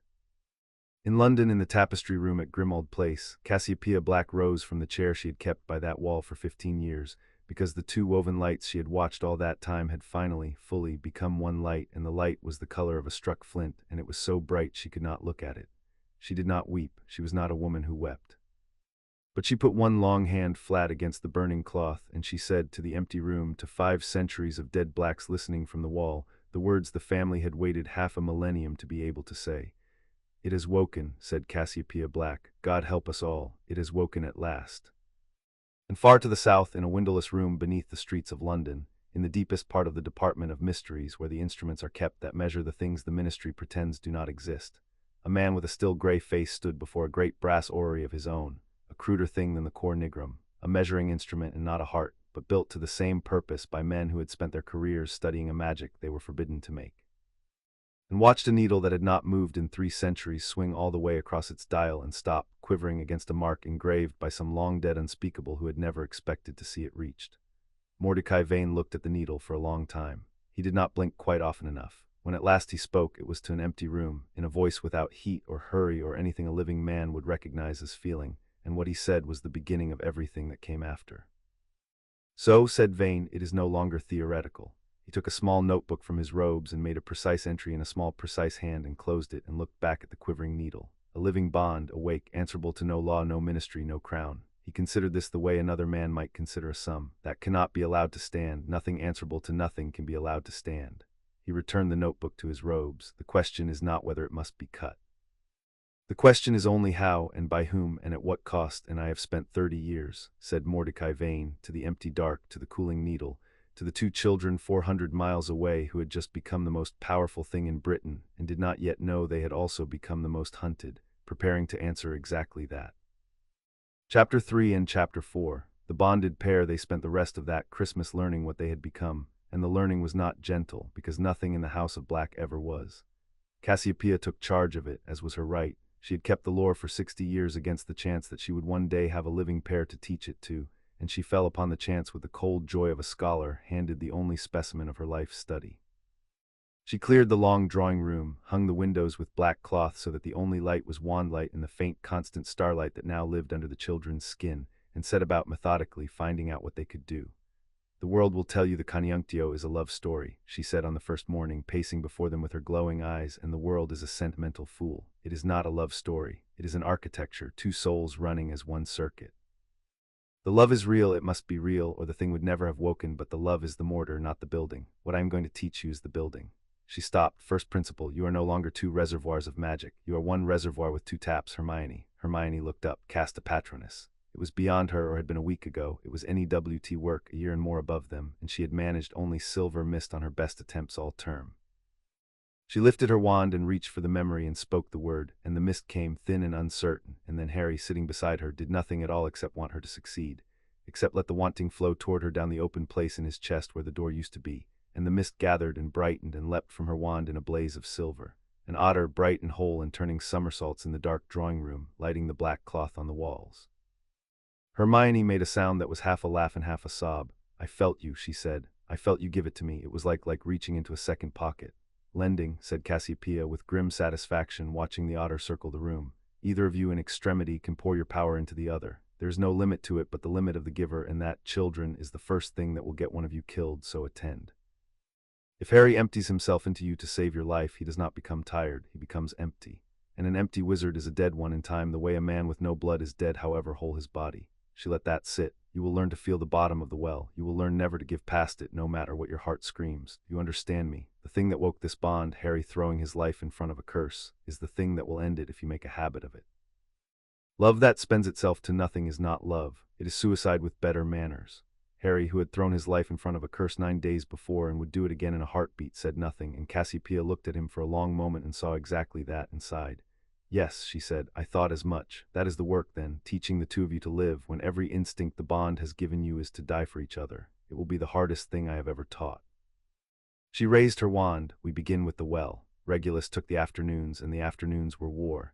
He had drilled them for years as two duelists braided into one defense, and now the braid had become something he had no name for, and he set out, with the cold thoroughness that had once made him the Dark Lord's most promising recruit, to discover its edges. He came at them with everything he had, and Regulus Black, whatever else he was, had once been very good, and for the first time in the children's lives he could not touch them. It was not that they were faster than him, individually they were not. It was that there was no longer a single instant in which both of them were occupied, because the bond did not pass information between them the way speech does, with delay and loss. Harry knew where Regulus's curse was going because Hermione had already seen it, and the seeing was in Harry's chest before his uncle's wrist had finished the motion. Hermione's counter was up before Harry consciously asked for it because the asking and the answering happened in the same place now, in the one circuit with 2 taps. They moved around the long gallery like a single organism with 4 hands and 2 wands and no blind side anywhere, and Regulus drove himself harder and harder against them and could not find the gap because there was no gap, because the gap was the thing the bond had abolished. He stopped finally, sweating, his wand arm trembling with effort, and looked at the 2 15-year-olds who had just held off a dark wizard of real accomplishment without either of them so much as raising their voice, and he laughed, a rusty, astonished, almost frightened sound. I cannot beat you, he said. I am not being kind. I have fought beside and against the best our side ever produced, and I am telling you that I, Regulus Black, cannot lay a curse on the 2 of you together, and I do not think there are 10 people alive who could. He wiped his face with his sleeve. Apart, you are 2 gifted children. I could disarm either of you in a fair fight on a good day. Together, you are something the world has not had to reckon with in 500 years, and it has forgotten how. He sheathed his wand. Which means it will relearn the hard way when it comes for you, and it will come for you. So we keep drilling, not to make you stronger, you don't need stronger. To make certain that no one ever, by any trick or terror, separates the 2 of you on a battlefield.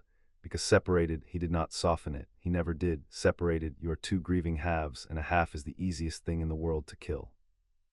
The thing neither Cassiopeia nor Regulus taught them, because it could not be taught, arrived on its own one evening late in the holidays, in the library, with the snow falling outside and the fire low. They had been quiet a long time, each reading or pretending to, and the quiet had a new quality to it now, because in the quiet they could feel each other entirely, every drift of thought, every warmth, every old ache. Harry set down his book. Across the place in his chest where she lived, he felt Hermione feel him set it down, felt her go still, felt the thing that had stood unspoken between them for 15 years rise up in both of them at once, in the same instant, on the same breath, because there was no longer any way for one of them to feel it alone. We never said it, Harry said. His voice was rough. All these years, I think we were both afraid that saying it would, I don't know, make it a thing the world could take. He looked at her. It's a bit late to be afraid of that. The world knows. The world's known since I was 1.5. He almost smiled. I love you. I have loved you since you walked across a carpet and took my dragon. I never once stopped. I never will. She had known he would say it, had felt it coming the way you feel the sun before it clears the hill, and still it went through her like the otter's light through the dark room, bright and whole. I know, she said. I've always known. That's the strange gift of it, isn't it? I never had to wonder, not for one day of my life. She set her own book aside and crossed to him and sat beside him close as two birds on a wire, the way she had on a hearthrug 12 years before, and put her hand in his. I love you. You're not the other half of me, Harry. That's the thing the books get wrong, the thing Aunt Cassiopeia gets wrong with all her architecture. You're not my half. I was whole. I just happened to be whole in the same shape as you. She leaned her forehead against his, the gesture that had become theirs. Two whole things, choosing to be one thing every day on purpose, that's what it is. The fire settled, the snow fell. Down the hall the tapestry glowed steady and warm, and for one evening, in a house built on 500 years of cold design, two people who had been made for each other by ancient and arguable means chose each other for entirely their own reasons, and the choosing was the only thing in the whole long history of the working that had ever truly mattered. They did not tell Sirius in words, they did not have to. He took one look at the two of them coming down to breakfast the next morning and his eyes filled, and he got up and hugged them both and could not speak, and went and stood at the window for a while, thinking of James and Lily, who would have been insufferable about it, who would have been so happy, and were not there to be either. The strangest of the new gifts, and the one they came to treasure most, was the dreaming. It had happened once before by accident, when they were 9, Hermione walking into Harry's nightmare of green light and falling. Now, awake and bonded, it became something they could choose.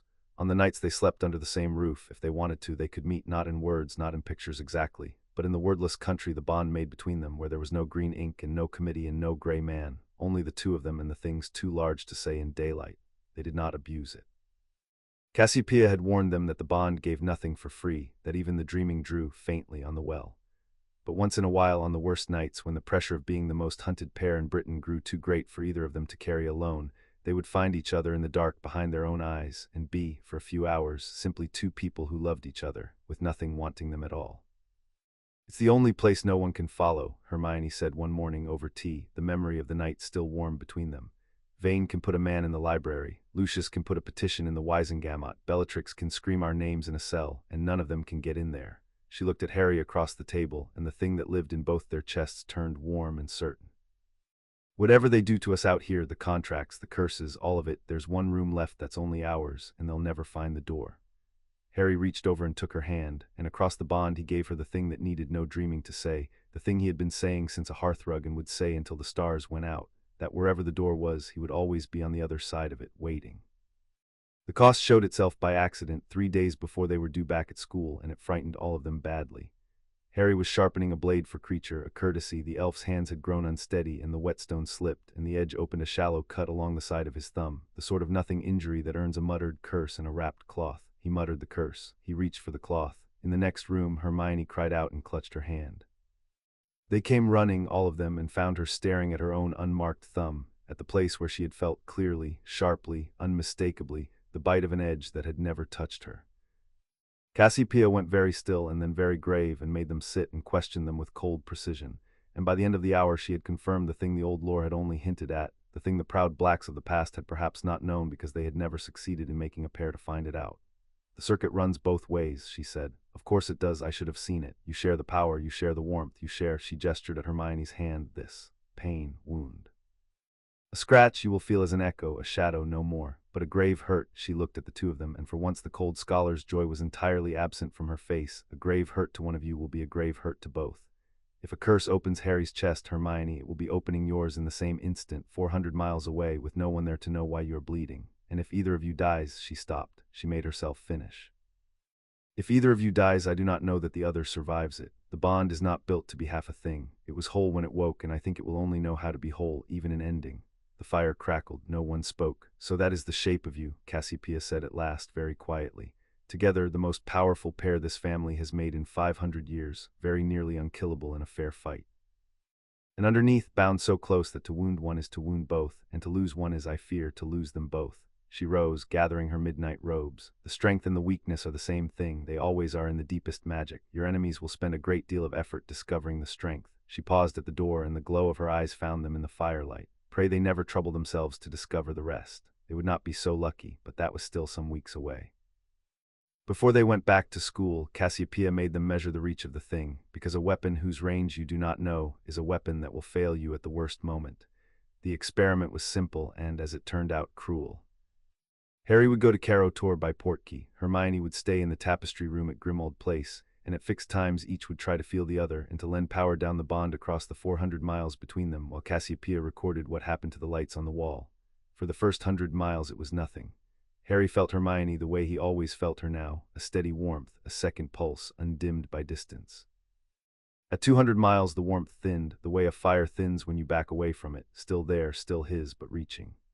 At 300 the thinning became an ache, not pain exactly, but the particular wrongness of a held breath, of a note sustained past comfort, and Harry, standing in the cold tower under the turning Cor Nigrum, found that he had pressed his hand flat against his own chest without deciding to, as though he could hold the fraying warmth in place by force.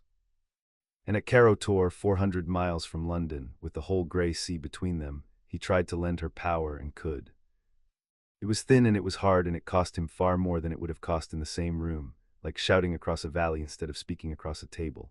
But down in London the otter Hermione cast on the third attempt bloomed brighter than her own strength alone could have made it, and Cassiopeia, watching the wall, saw the two woven lights strain toward each other across the cloth and hold even at 400 miles, hold across the whole length of the country. "There is no distance," Cassiopeia said afterward to Sirius, with the cold wonder she reserved for the rarest findings. "None. It thins, it costs, it aches, but it does not break. I have searched the old records since the night it woke, and there is one account 400 years old of a pair the family made who could feel each other across an ocean. I had thought it a romance. It is not a romance. It is the nature of the thing." She looked at the wall. "Which means, Sirius, that no one will ever be able to hide one of them from the other. Wherever in the world you took Harry, Hermione would feel the direction of him, like a compass feels north. That is a gift beyond price." Her voice cooled further. "It is also the reason a clever enemy will never bother trying to hide them apart. He will understand at once that distance cannot sever this. And a man who understands that distance cannot sever a thing is a man who will start, very quickly, to think about what can." When Harry came home that night, drained and aching from the long reach, Hermione was waiting in the hall before the portkey had finished setting him down, because she had felt the direction of his return tighten and tighten until it became a door opening, and she crossed to him and took his face in her hands and said nothing at all, and he leaned his forehead against hers, and the ache of the whole grey day went out of both of them at once. They had learned the range of the weapon. They had also learned in their own bodies the exact shape of the wound that waited in it, that to be apart was to be a held breath, a sustained note, a fire reaching across a valley, bearable, survivable, but never ever right. It was a lesson their enemies would spend a great deal of effort trying to teach them far more harshly, but not yet. For one more night the house was warm, and the two of them were under the same roof, and the lights on the wall burned close and bright, and that was enough. They went back to a school that had heard a version of the night on the train, and the version had grown in the telling, as versions do, until half of Gryffindor believed they had fought off a dozen Death Eaters single-handed, and the other half believed something stranger and closer to the truth. The whispers followed them down every corridor. They had expected that. What they had not expected was how little they minded. The bond had a curious effect on the noise of the world. When you carry another whole person in your chest, the opinions of strangers grow very quiet by comparison, and they walk through the gossip the way you walk through weather, heads bent together, untouched. It was the dueling club that ended any remaining doubt about what they were. The club had a standing rule born of long experience that the two of them could not enter as a pair, and so the master that term, a brisk young witch newly out of the Auror Academy, set them against each other instead, thinking to give the rest of the students a show. It was a show. It was simply not the one she had planned. The two of them faced off across the dueling strip, wands raised, and for 3 long seconds nothing happened at all, because neither of them could find the will to cast at the other. The bond recoiled from it, every instinct in the shared circuit refusing to turn one hand against the other, and then, by unspoken agreement, by the same thought arriving in both chests at once, they stopped pretending to be opponents. They turned together and faced the room. "We don't fight each other," Harry told the dueling master, not unkindly. "We can't, it isn't in us." He glanced at Hermione, and something passed between them that the whole room felt without understanding. "But if you want a show, put 6 of your best against the 2 of us, all at once, then you'll see something worth watching." The young master, who had something to prove and an academy duelist's confidence, took the dare. She put 6 of the strongest 7th years on the strip and stood well back and called the start. It lasted 11 seconds. Afterward the 7th years could not say what had happened to them, only that they had advanced on 2 5th years and then very suddenly been disarmed, shielded against, tangled in conjured ropes and stunned into a tidy heap, all of it happening at once from 2 wands that seemed to be everywhere, with a coordination that no team of 6 could break because there was nothing between the 2 of them to break into. Hermione had not so much as moved her feet. Harry was not even out of breath. The hall was utterly silent, 60 students staring at a pair who stood in the wreckage of 6 older champions as calmly as if they had been doing the washing up. The dueling master never set that challenge again, And the next morning at the high table, Minerva McGonagall set down her tea and said to Albus Dumbledore, very low, "They held off 6 NEWT students without exerting themselves, Albus, in front of the whole club. There is no hiding it now. By the weekend it will be in every common room in the castle, and by the month's end it will be in every drawing room in Britain." She looked down the hall at the two of them. "The whole world is about to know exactly what the Blacks have made. I find I am less worried about what our enemies will do with that knowledge than about what our friends will." The first move against them, when it came, did not announce itself as a move. It arrived dressed as courtesy, which is how the dangerous things usually arrive. A letter reached Grimmauld Place 2 days into the spring term, forwarded from the school, sealed with a ministry crest, addressed jointly to Mr. Harry Black and Miss Hermione Black in a hand so precise it might have been printed. It requested, in language of immaculate politeness, the favor of an interview. Department of Mysteries, it explained, was undertaking research of profound importance to the security of the magical community. The two students possessed, through no fault of their own, knowledge essential to that research. Their cooperation would be a service to the nation and would, the letter assured them, be entirely voluntary. It was signed, this time in full, Mordecai Vane, Unspeakable Department of Mysteries. Sirius wanted to burn it. Regulus, who understood the enemy better, counseled otherwise. "You do not burn a letter from a man like Vane," Regulus said. "You answer it politely, you decline in language as immaculate as his own, and you make very certain there is nothing in your refusal he can use. Because the letter is not a request, whatever it pretends, it is a record. He is building a file, a paper trail that shows he approached you reasonably, repeatedly, in good faith, and was reasonably, repeatedly refused.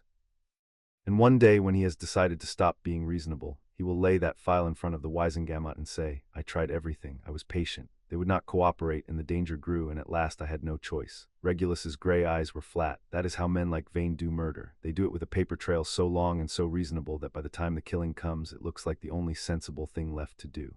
They wrote the immaculate refusal.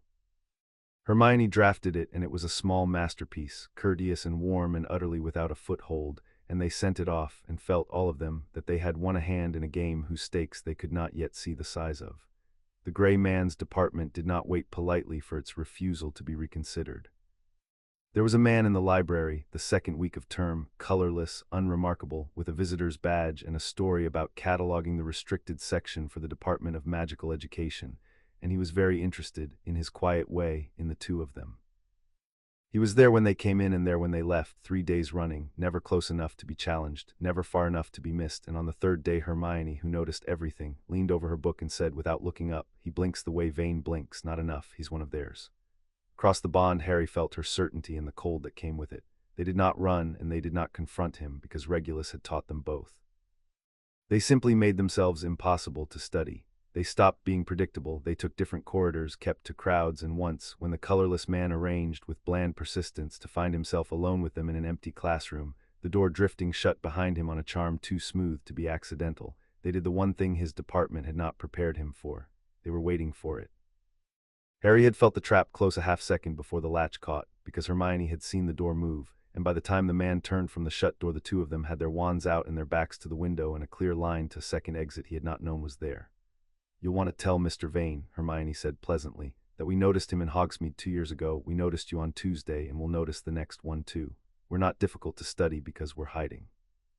We're difficult to study because there's nothing to catch, we're never apart, we're never cornered, and we're never ever surprised." She smiled, and it did not reach her eyes. "He can fill his file with that, good afternoon." And they walked out past him together, unhurried, and the colorless man let them go, because there was nothing else he could do, and reported to his master that the subjects were aware, alert, and effectively unapproachable by ordinary means. Which was, Vane noted in his small notebook with something almost like respect, precisely what one would expect of the most dangerous pair in Britain, and merely confirmed that ordinary means would not, in the end, be the ones required. Tonks came to the school the same week, off the record, in the guise of a routine aura visit that fooled no one and was not meant to. She found them after hours in an empty classroom Regulus had arranged, and she had lost the easy brightness she usually wore like armor. She set 3 things on the desk between them, a ministry memorandum, a smudged photograph, and a copy of a duty roster. "I shouldn't have any of these," she said, "so you didn't see them and I wasn't here, right?" She tapped the memorandum. "Vane's department has requisitioned resources, a lot of them.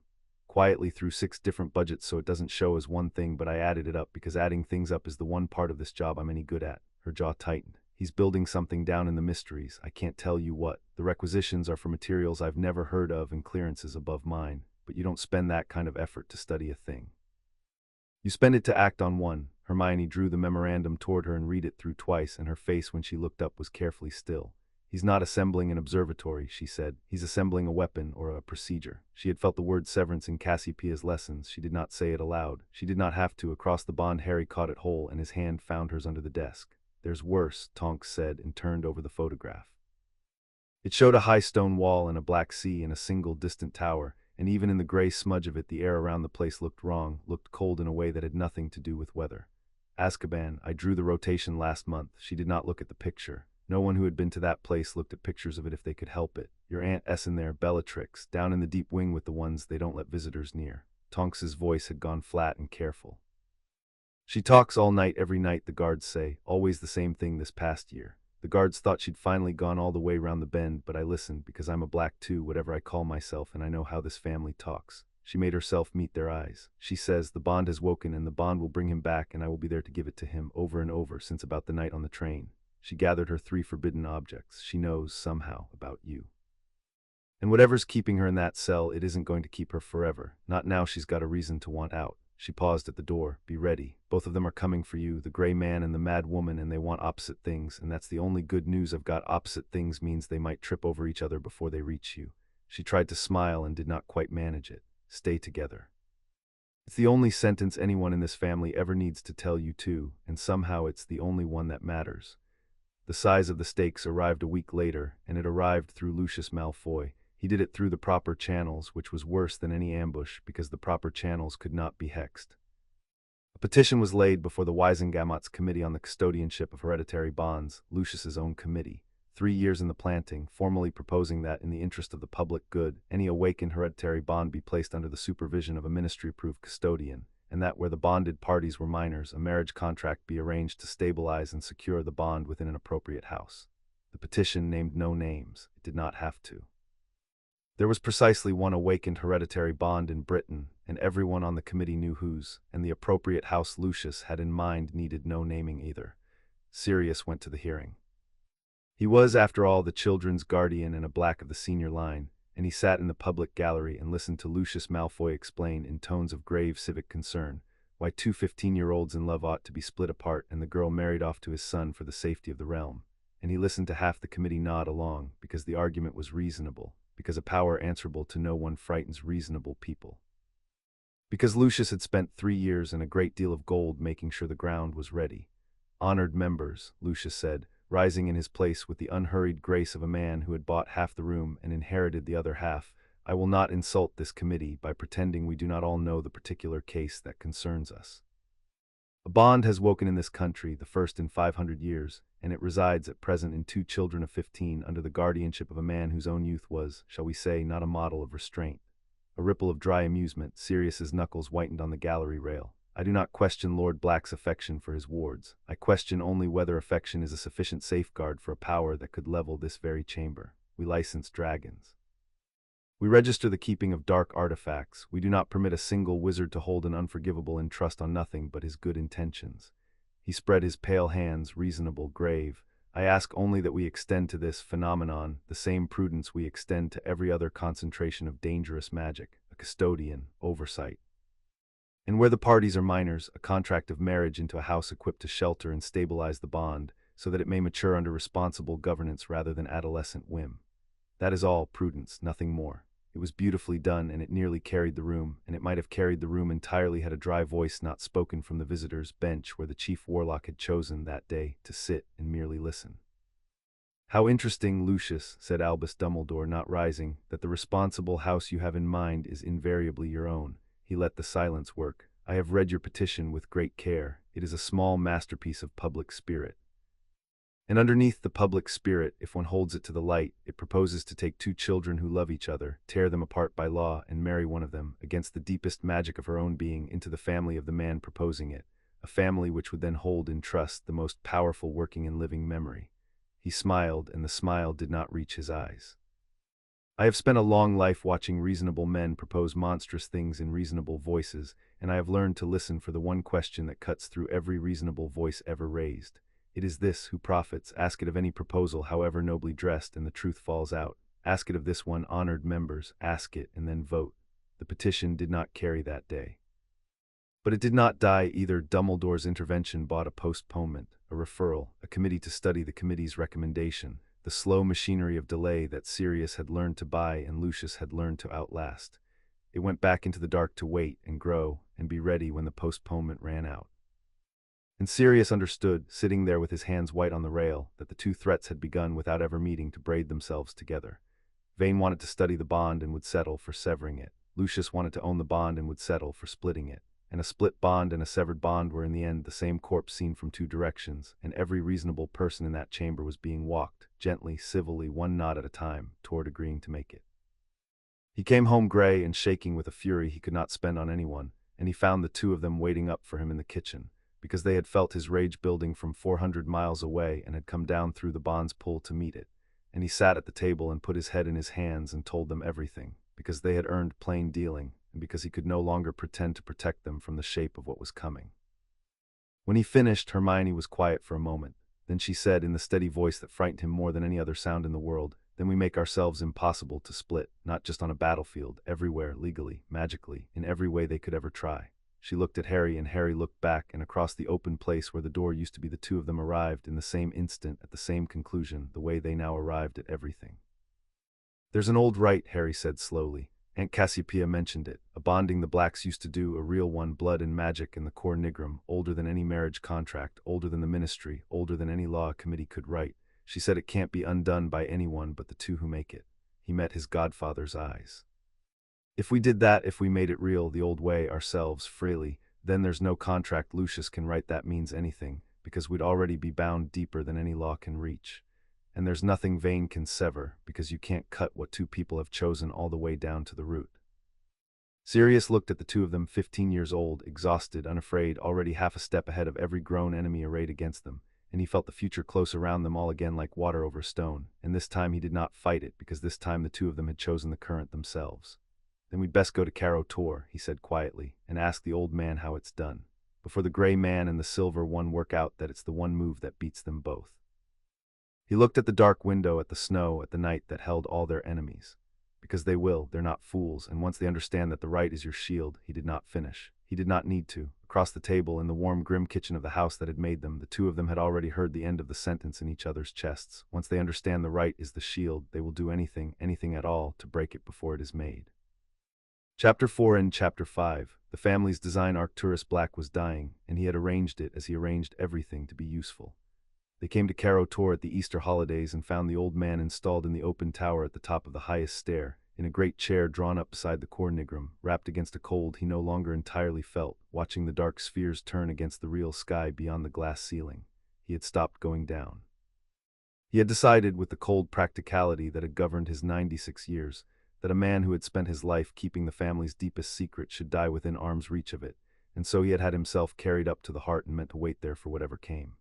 He looked smaller than the children remembered, and his hands had gone to paper over bone, but the pale eyes were unchanged, the family eyes, the eyes from the wall, sharp and patient and entirely without illusion. "You've come for the right," he said before any of them had spoken. It was not a question. "Good. I had begun to fear you would be too well behaved to think of it, and I would have to die having raised a pair of fools." His gaze moved over the two of them, and something in it softened by a degree that in Arcturus Black amounted to tenderness. "Sit, both of you, close, where I can see you without turning my neck. I have grown miserly with what motion I have left." He waited until they sat. "You want to know how to make yourselves impossible to part, I will tell you. But first I am going to tell you the whole of the thing, the design, the shame of it, all of it, because you have earned the truth, and because a rite performed in ignorance is a rite performed badly, and I will not have 500 years end in a botch." He drew a slow breath. "Send the others down. This is for the two of you. The rest may hear it after I am dead, when it can no longer be argued about." Sirius did not want to go. Across the bond the children felt him not wanting to, felt his old terror of the old man's designs, and Harry caught his godfather's eye and gave the smallest nod. "We have this. We are not children anymore. Let him speak." And Sirius, who had spent 15 years learning to trust the two of them, went down the long stair and Regulus with him, and left the dying patriarch alone with the working he had given his life to. "We did not always want power," Arcturus said when the door had shut. "That is the first thing the histories get wrong, the romances and the warnings alike. In the beginning, 600 years ago, when the first of us raised the first stone of this tower, we wanted what every family wants, to endure, to matter, to leave something behind that the centuries could not grind away." His eyes went to the turning orrery. "And one of us, a witch whose name the family later burned off the cloth out of jealousy, found something. not invented, found. The oldest magic there is, older than wands, older than words, the thing that binds one soul to another. She did not make it, no one makes it. She only discovered that it could be deepened and anchored and kept, that two souls truly matched could be bound into a single working of a strength that nothing in the world could stand against, and that such a pair, if the family could ever produce one, would be a thing no king and no ministry and no dark lord could ever overmaster. He smiled faintly. She built this, the cor nigrum, the heart of the house, a covenant kept against the day we made a true pair. And then she died, and lesser blacks inherited her great idea and did to it what lesser people always do to great ideas. They tried to force it, Hermione said quietly. They tried to breed it. The old man did not flinch from the word. Like cattle, cousin to cousin, blood to blood, narrowing the line and narrowing it, certain that if they only concentrated the magic enough, the bond would appear. They were wrong. It does not work that way. It cannot be bred, only born, only chosen. But it took 500 years and a great deal of madness for the family to learn what that nameless witch could have told them in a sentence. We went cruel in the trying. We went mad in the trying. Half the horrors laid at this family's door were committed by blacks driven half insane by a working that would not come for any amount of force. He closed his eyes briefly. I was raised to want it the way they all wanted it. As a weapon, as dominion, as the thing that would finally put the House of Black above every other house forever. That was the design, child. That is the shameful truth of why you exist. Generations of us wanting a sword, and the sword turning out to be two children who love each other. He opened his eyes. And there is the joke the old magic has been telling at our expense for 500 years. We wanted a weapon we could wield. We were never going to get one. The bond only wakes for a pair who choose each other freely, which means it can never, by its own deepest nature, belong to anyone but itself. Everything my ancestors wanted you for is precisely the thing that makes you impossible to use. You cannot be a weapon because the moment you became a weapon you would cease to be what you are. The cor nigrum turned. The flint-colored light at its heart burned steady and seemed to the two of them to be listening. So no, said Arcturus Black, I will not pretend we made you out of love. We made you out of 600 years of ambition and cruelty and narrowing blood. But I will tell you the other thing, the thing I am only now at the very end brave enough to say. His voice did not shake this time. He had spent his fear long ago. I have watched you grow for 13 years. I held you both as infants. I have loved you past my designs, against my designs, in spite of everything I was raised to be. And so I find, dying, that the family's great cynical weapon has turned in my own hand and made of me, of all people, a man who wants only one thing for the two of you, and it is the one thing the design never accounted for. He looked at them.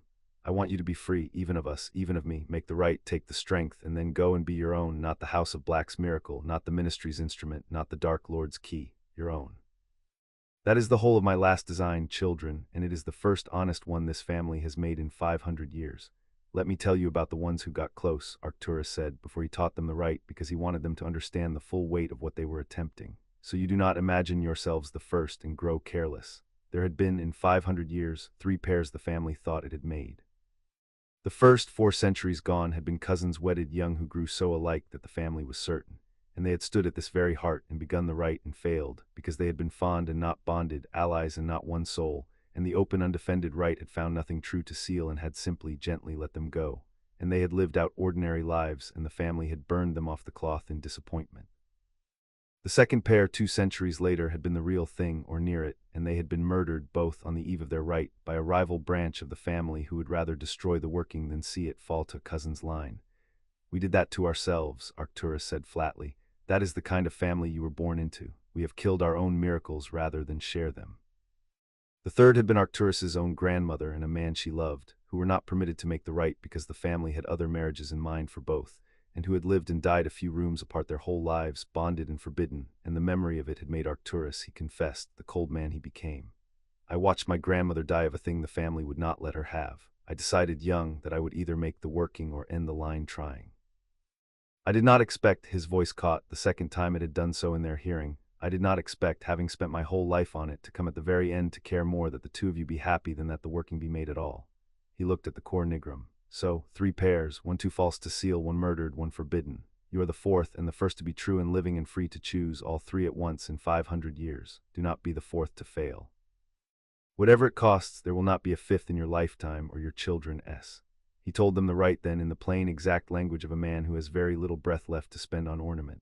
It is not a wedding, he said, though fools have confused the two. A wedding binds 2 lives, this binds 2 souls, and binds them so deep that nothing short of the death of both can part them. Not law, not magic, not the cleverest cut a man could devise.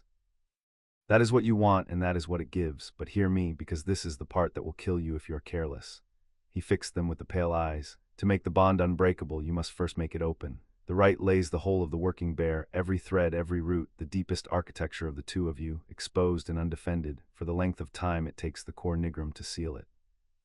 You must stand at the heart, the two of you, at a true conjunction of the stars it was made to read, and you must each, freely, with no compulsion of any kind, give the other everything, hold nothing back, keep no last door, no reserve, and the heart will take what you give and weld it past any unmaking. He paused. And for that span minutes, no more, but minutes are an age, you will be the most vulnerable you have ever been or will ever be. The bond open, the defenses down. The well of each of you poured out into the other and into the working. A child could kill you in those minutes if a child knew to strike. His mouth thinned, and there are those who know to strike, which is why the rite has not been performed in 500 years. Even in the rare cases we had something near a pair, the family never trusted its own enemies enough to stand that exposed, even here, even in this tower. You will have to. There is no other way to make yourselves what you need to be. He let the silence hold. So the question, children, is not whether the rite will work. It will work. The question is whether you can hold this tower against everything that will come for you on the one night you cannot defend it and survive long enough to be sealed. Hermione had gone very still, and Harry felt her doing the thing she did, taking the danger apart and laying its pieces out where she could see them. When is the conjunction? She asked. Midsummer, Arcturus said. 11 weeks. The heart reads the old sky. The alignment it was built for comes once in a generation, and it comes at midsummer this year and not again for 30. His eyes glinted. Which our enemies can calculate as easily as I can. Vane certainly has. The core nigrum is no secret to the Department of Mysteries. They have known what it is and where it stands for a century, and they have only ever lacked the one thing that would make it worth seizing, a pair to use it. They have a pair now. He smiled, thin and grim. So you have 11 weeks to become strong enough to hold the one place on earth your enemies most want. On the one night you will be least able to hold it, against a man who has spent 30 years preparing for exactly this, and a woman who would tear down the sky to reach you. I would call it impossible. The smile widened by a fraction. But then you two have made rather a habit of the impossible, and I find, dying, that I have more faith in the thing I helped make than in all the careful enemies arrayed against it. Now go down, send me Sirius, and let me look at the stars a while. I have not many nights of them left. While Harry trained, Hermione went into the archive, because there was one truth left in the House of Black that no dying patriarch had offered her, and she had decided she would not make the rite, would not give Harry everything, hold no door, keep no reserve, with that truth still locked away where it could fester. She needed to know how her parents had died. The family had told her a road, a lorry, an accident, a tragedy. She had believed it as a child believes the shape of the world it is handed. But she was not a child now, and she had learned, painfully, the family she had been handed to, a family that watched, that waited, that had wanted her since before she could walk, that had a man write to the oars and rearrange a wizard's whole fate in a week when it suited the design. A family like that, she had come to understand, did not simply happen to be standing at the right roadside in the rain. And if the House of Black had made an orphan of her on purpose to take her, she had to know. She would not build the deepest working of her life on a foundation she had refused to look at. She spent 3 days in the cold archive at the bottom of the tower, among ledgers and letters and the family's obsessive records of itself, and she found in the end exactly what she had been most afraid to find, and exactly what she had most hoped, the truth, whole and worse and better than the lie. They had watched the Grangers. There was a file, Cassiopeia's hand, meticulous, years of it, tracking a dentist's daughter from the night the tapestry first lit. They had known where she was. They had known the names of her parents, the street they lived on, the school she would have gone to. They had been in the cold language of the file, prepared to act when an opportunity presented itself, and the phrase sat on the page like a held breath, like the worst thing in the world. But they had not made the lorry. Hermione read the accident report 3 times, the Muggle one and the Ministry's, and read Cassiopeia's own account beside it, and the truth, when it finally settled clean. The driver had been awake 19 hours, the crossing had a blind rise, there had been 4 other near misses at that junction in the same year. It was an accident, a real one, stupid and ordinary and nobody's design. The family had not killed her parents. The family had simply been standing ready, like a vulture on a fence, for the day the world killed them on its own. And when the world did, the Blacks had moved within the hour, because they had spent 2 years preparing to move, because they had wanted her that badly. She sat with that for a long time in the cold, with the ledger open on her knees, and she wept for the dentist who checked her car seat twice every morning out of the particular tenderness of a careful man, for the mother whose face she could barely remember, for the small ordinary life that had been hers and had been taken not by malice but by mere chance while a watching family waited to scoop up what fell. She let herself grieve it fully once, the way she had never been allowed to as a shocked and silent 3-year-old. And then, because she was who she was, she made her accounting. The family had not murdered her parents. That mattered, it mattered enormously. She could not have made the right if they had. but the family had wanted her parents gone, had been ready to profit from their deaths, had loved her partly as a thing acquired, and that was a stain that no honest reckoning could wash out. And yet there was Sirius, who had picked her out of the rain and broken his own heart doing it, who had given her not a design but a childhood, who had loved her without a ledger. There was Regulus, who had sat in the dark between two beds and learned to take a small hand. There was Arcturus dying, who had at the very last wanted only that she be free. The family that had wanted her as a weapon was the same family that had, against all its own intentions, raised her as a daughter. Both were true. Both would always be true. That was the thing about the House of Black. She understood at last. It was never one thing. It was always the cruelty and the love braided so tight you could not pull them apart, and the only freedom on offer was to know exactly what you had been given, and to choose, with your eyes open, what to do with it. Harry found her there because he had felt her grief from the training yard and come at a run. He did not ask what she had found. He had felt it arrive in her, piece by piece, across the bond. He sat down beside her on the cold floor of the archive and put his arm around her and said nothing at all, and she leaned into him, and after a while she said, in a voice scraped raw but entirely steady, "They didn't kill them, but they'd have been glad to. Both things are true." She turned the ledger face down. "I needed to know before midsummer. I won't give you everything with a locked room still in me. Now there isn't one." She looked at him.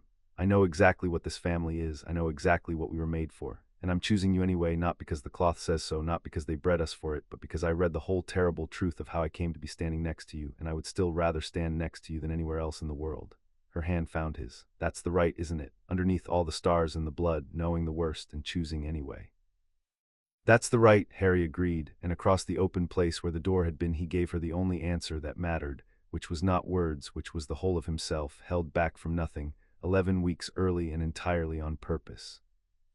That night, with the archive closed and the truth of her parents settled in her at last, Hermione sat up late with Harry and Sirius in the lower hall, and they talked about names, because names were the thing that had been quietly tearing at all of them, and no one had said it aloud. "I'm a Granger," Hermione said. "I was. There was a dentist who checked my car seat twice every morning, and a woman whose face I can barely remember, and they called me Hermione Granger, and they loved me without a single ledger anywhere in it. And then they died, and a family that had been watching me my whole short life took me in and made me a Black." She turned her cup in her hands. "I've spent 13 years being grateful and angry about that in the same breath. And tonight I read exactly how it happened, and I thought, I'm not either thing. I'm not the Granger girl. She died on that road with her parents, really, even if her body walked away.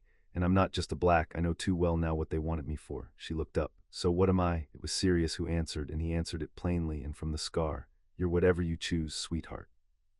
That's the whole secret of this rotten, magnificent family, the thing it took me 16 years and a burned-off name to learn." He leaned forward. "I was born a Black and I hated it, and I ran and I burned my name off the wall, and you know what I found out there in the wide world? That you can't run from a name. It's not on the wall, it's in you. I was a Black the whole time I was pretending not to be, and the Blacks I was running from were the cruel ones, the ones who made the working a chain. So I came back, and I'm Lord Black now, and I'm spending the whole inheritance making it mean the opposite of what it meant when I was a boy." He looked between the two of them. "You're a Granger because they loved you and you carry them, and you're a Black because we love you and you carry us. And after midsummer you'll be something there isn't even a word for yet, bound to him, free of all of us, your own thing entirely." He smiled, tired and fierce. "You don't have to choose between the names, Hermione. To choose what you do with all of them, that's not a smaller thing, that's the only freedom there is." Hermione was quiet a long while, then she said, "Hermione Granger Black, trying the weight of it, both the dentist's daughter and the family's miracle, and neither one owning me." Across the bond, Harry felt the rightness of it settle in her, the locked grief and the wary love finally finding a shape they could share a body in. "I think I can live as that," she said. "I think I can even make the right as that." She reached for Harry's hand, knowing the worst of where I come from, and choosing where I'm going anyway. Arcturus Black died in the second week of May, in his chair beside the Cor Nigrum, watching the old sky turn. He went the way he had lived, on his own terms and to a schedule of his own devising. He had refused to be moved from the tower. He had refused a healer past the point of dignity. He had, in his last lucid afternoon, summoned Sirius up the long stair and spent the better part of an hour putting the affairs of the House of Black in an order that would serve the children after he was gone. And then near midnight, with the conjunction 6 weeks off and the spheres of the heart turning over his head, the old man simply stopped between one breath and the next, his pale eyes open on the stars. Sirius found him in the morning. He had expected to feel relief. He had spent 30 years hating the man, and the hatred had been honest, and was caught off guard by grief, sharp and complicated, the grief you feel for an enemy who turned, at the very end, into something almost like a father.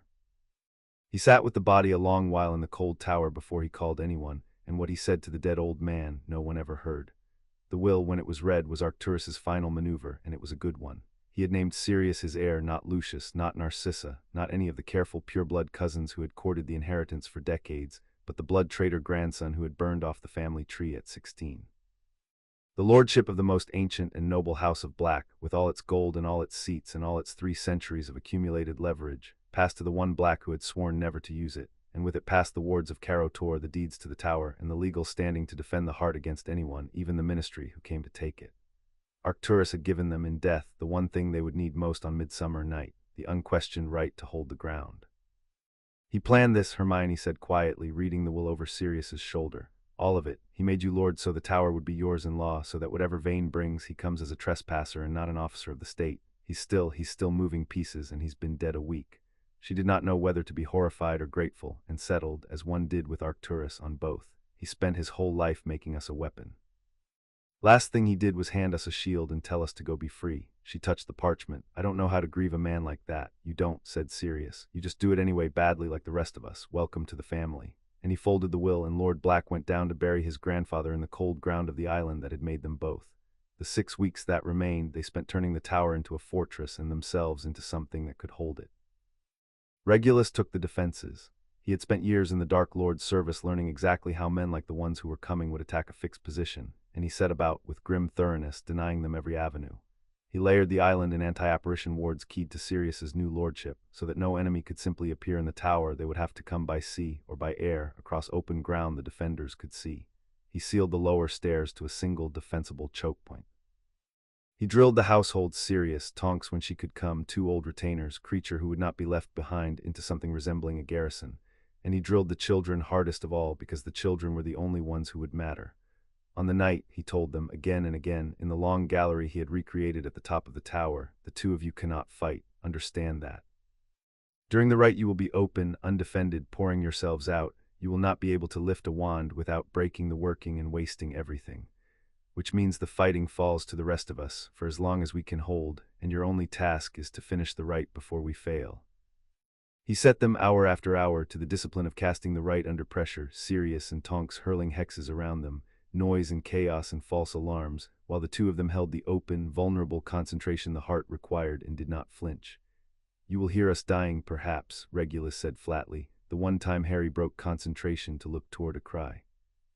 You will hear the people who love you dying to buy you the minutes, and you will not turn, you will not stop, you will not waste their deaths by failing to finish. That is the cruelty of this rite, and that is why no Black ever dared make it. You must love each other enough on the worst night of your lives to keep choosing each other while the world burns down around you, again from the top. And this time, Harry, when I scream, you do not turn. They drilled until they could hold the concentration through anything. They drilled until the open, undefended choosing of each other became something they could do with the tower falling around them. It was, all of them understood without saying it, preparation for a night on which some of them would not survive, and they did it anyway every day, because the only thing worse than the cost of the rite was the cost of not making it. Bellatrix Lestrange came out of Azkaban on a moonless night in May, and the manner of it told the Aurors more than they wanted to know about what was coming. She did not escape. Escape implies a flaw exploited, a weakness found. What happened at Azkaban that night was that the deep wing simply opened, every lock in the lowest corridor undone in the same instant, the Dementors drawing back from a power they would not name, the wards that had held the worst of the Dark Lord's faithful for 15 years failing all at once, as though a hand far larger than Bellatrix's had reached down and switched them off. She walked out.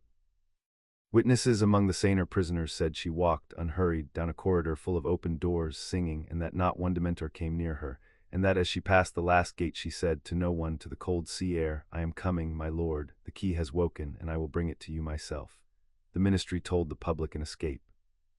The Aurors knew better, and Tonks, white-faced, brought the truth to Carotor within the day, that someone or something had wanted Bellatrix Black free, and had spent power on a scale that should not have been possible to free her, and that whatever remained of the Dark Lord's network had gathered itself around one purpose, to take the bonded pair to an altar, and use what the rite would lay bare and call their master back into the world.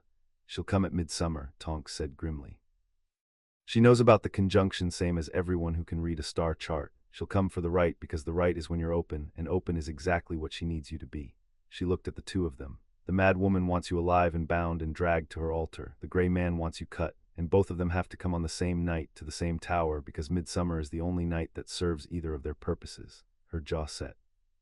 11 weeks ago that would have been the worst news I could bring you. Now I'm not so sure, because they want opposite things and they're both coming to the same place at the same hour, and if there's any luck left in this family at all, she almost smiled, they're going to get in each other's way. 400 miles south in the deep of the Department of Mysteries, Mordecai Vane made his own preparations, and they were quieter and colder, and in their way more terrible than anything the mad woman or the family could devise. He had not been idle since the needle swung. He had spent the months as he spent everything methodically, requisitioning through 6 budgets so that no clerk could see the shape of the hole, assembling in a windowless room the thing 3 centuries of unspeakables had theorized and none had ever had cause to build. It was not a weapon, exactly. Vane did not think of it as a weapon. He thought of it as an instrument of correction, a working designed to do the one thing the deep magic was supposed to make impossible. The thing he had concluded, after 30 years of study, simply had to be possible, because a universe that permitted a power answerable to nothing was a universe with a flaw in it, and Mordecai Vane did not believe in flaws he could not eventually correct. The severance. He had reconstructed it from fragments, a burned grimoire, a heretic's confession, the marginalia of a long-dead colleague who had gone mad pursuing the same question, and he had tested it on lesser bonds on the small natural ties between ordinary people. In experiments he recorded in his precise hand and did not show to anyone because he understood in the one part of himself that still resembled a conscience that they would not be permitted. He had learned that a bond could be cut. He had learned what it cost the people on either end of the cut. He had decided, weighing it as he weighed everything, that the cost was acceptable, because the alternative, a sovereign power loose in the world, beholden to no law, was not. He sat now before his crude orrery, the cruder cousin of the cor nigrum, watching the same conjunction approach that the heart was built to read, and he made a precise entry in his small notebook. The rite they will attempt at the conjunction, he wrote, requires the bond to be laid fully open for the duration of the sealing. This is the only window in which the severance can take. A sealed bond cannot be cut, an open one can. Therefore the night they choose to make themselves permanent is the single night on which they can be unmade. They will walk into the only trap that could ever hold them, and they will do it freely, believing it their salvation. There is a certain elegance in that. He paused, the quill still. The Lestrange woman and her faction will also come, he wrote. This is unfortunate, but not on reflection an obstacle. Her people will engage the family's defenders. While the defenders are occupied repelling a visible enemy, I require only the few minutes of the open rite and an unobserved line to the 2 subjects. Let her hammer at the front gate. I have never needed the front gate.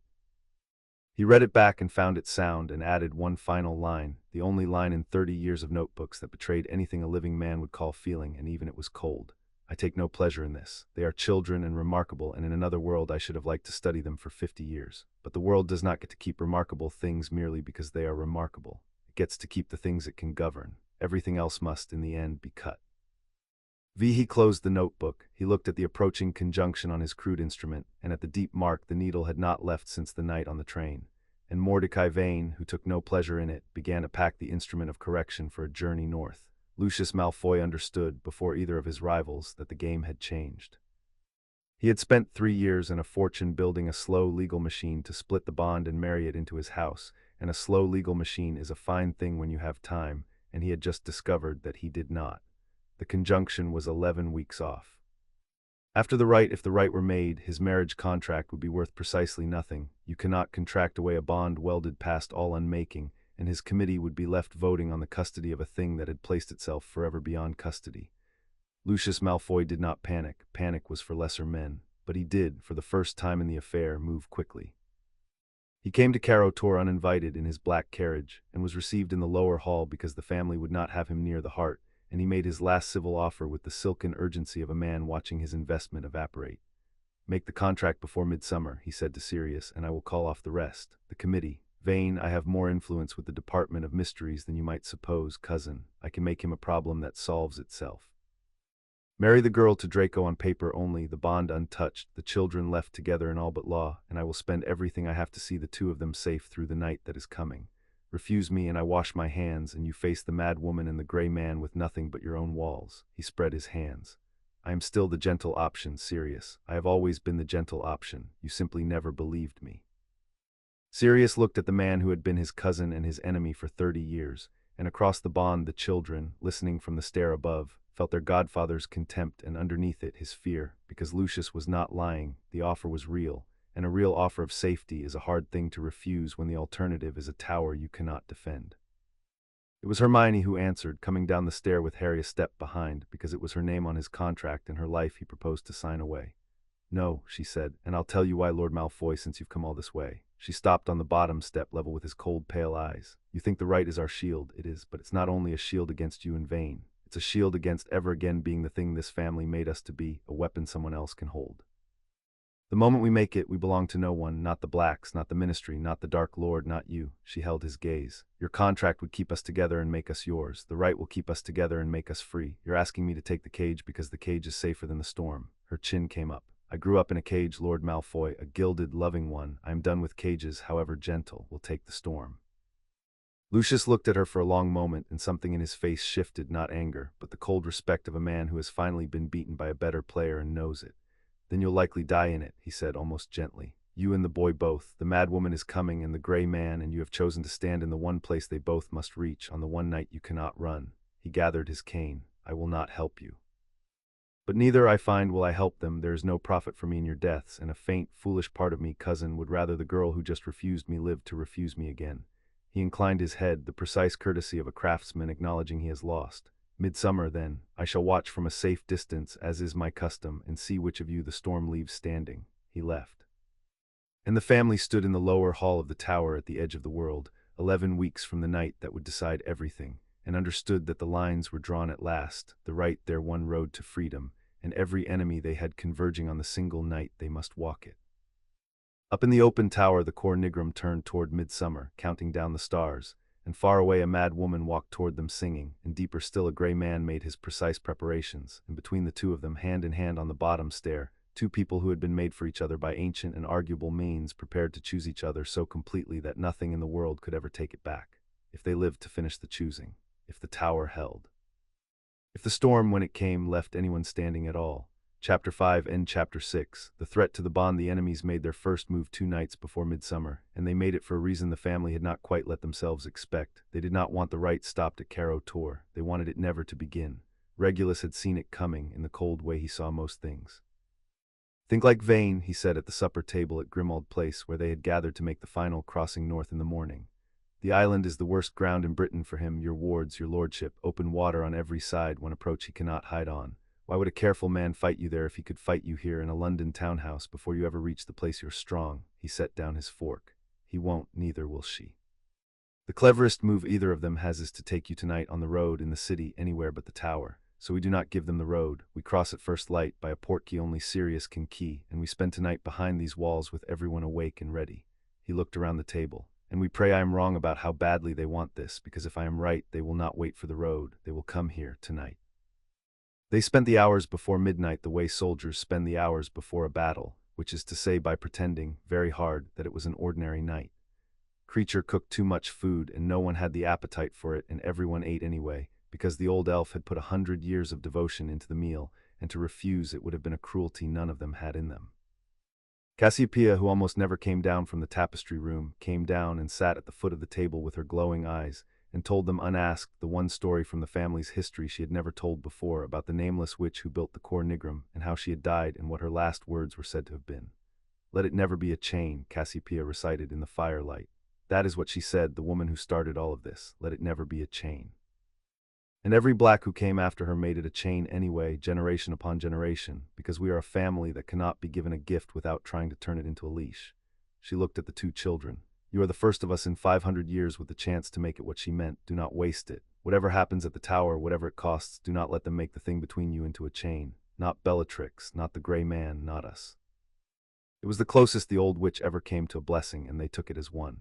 Regulus did not eat much. He sat at Harry's right as he had sat through 1,000 suppers, and he was quieter even than usual. And once, near the end of the meal, he did a thing he had never done in their memory. He reached over without comment and gripped Harry's shoulder, and then Hermione's, one after the other, the way a man touches a thing he wants to be sure is real. He did not say anything. He never said anything, but across the bond Hermione felt the weight of it and turned and caught his gray eyes, and saw in them something she could not name then and would understand far too well 2 hours later, the look of a man taking his leave of the people he loved quietly in advance the only way he knew how. "You should sleep," Regulus told them when the plates were cleared. "Both of you. Tomorrow we cross to the tower, and the day after is the conjunction, and you will want everything you have." He rose. "I'll take the first watch. I always sleep badly anyway." He paused at the door of the dining room and looked back at the 2 of them once more, and Sirius, watching, thought afterward that his brother had known, had felt it coming the way the bonded felt things coming and had said nothing, because saying it would have meant letting them grieve him before they had to, and Regulus Black had spent his whole second life refusing to spend other people's strength on his own account. "Good night," he said, and went out to keep the watch, and that was the last ordinary thing any of them ever heard him say.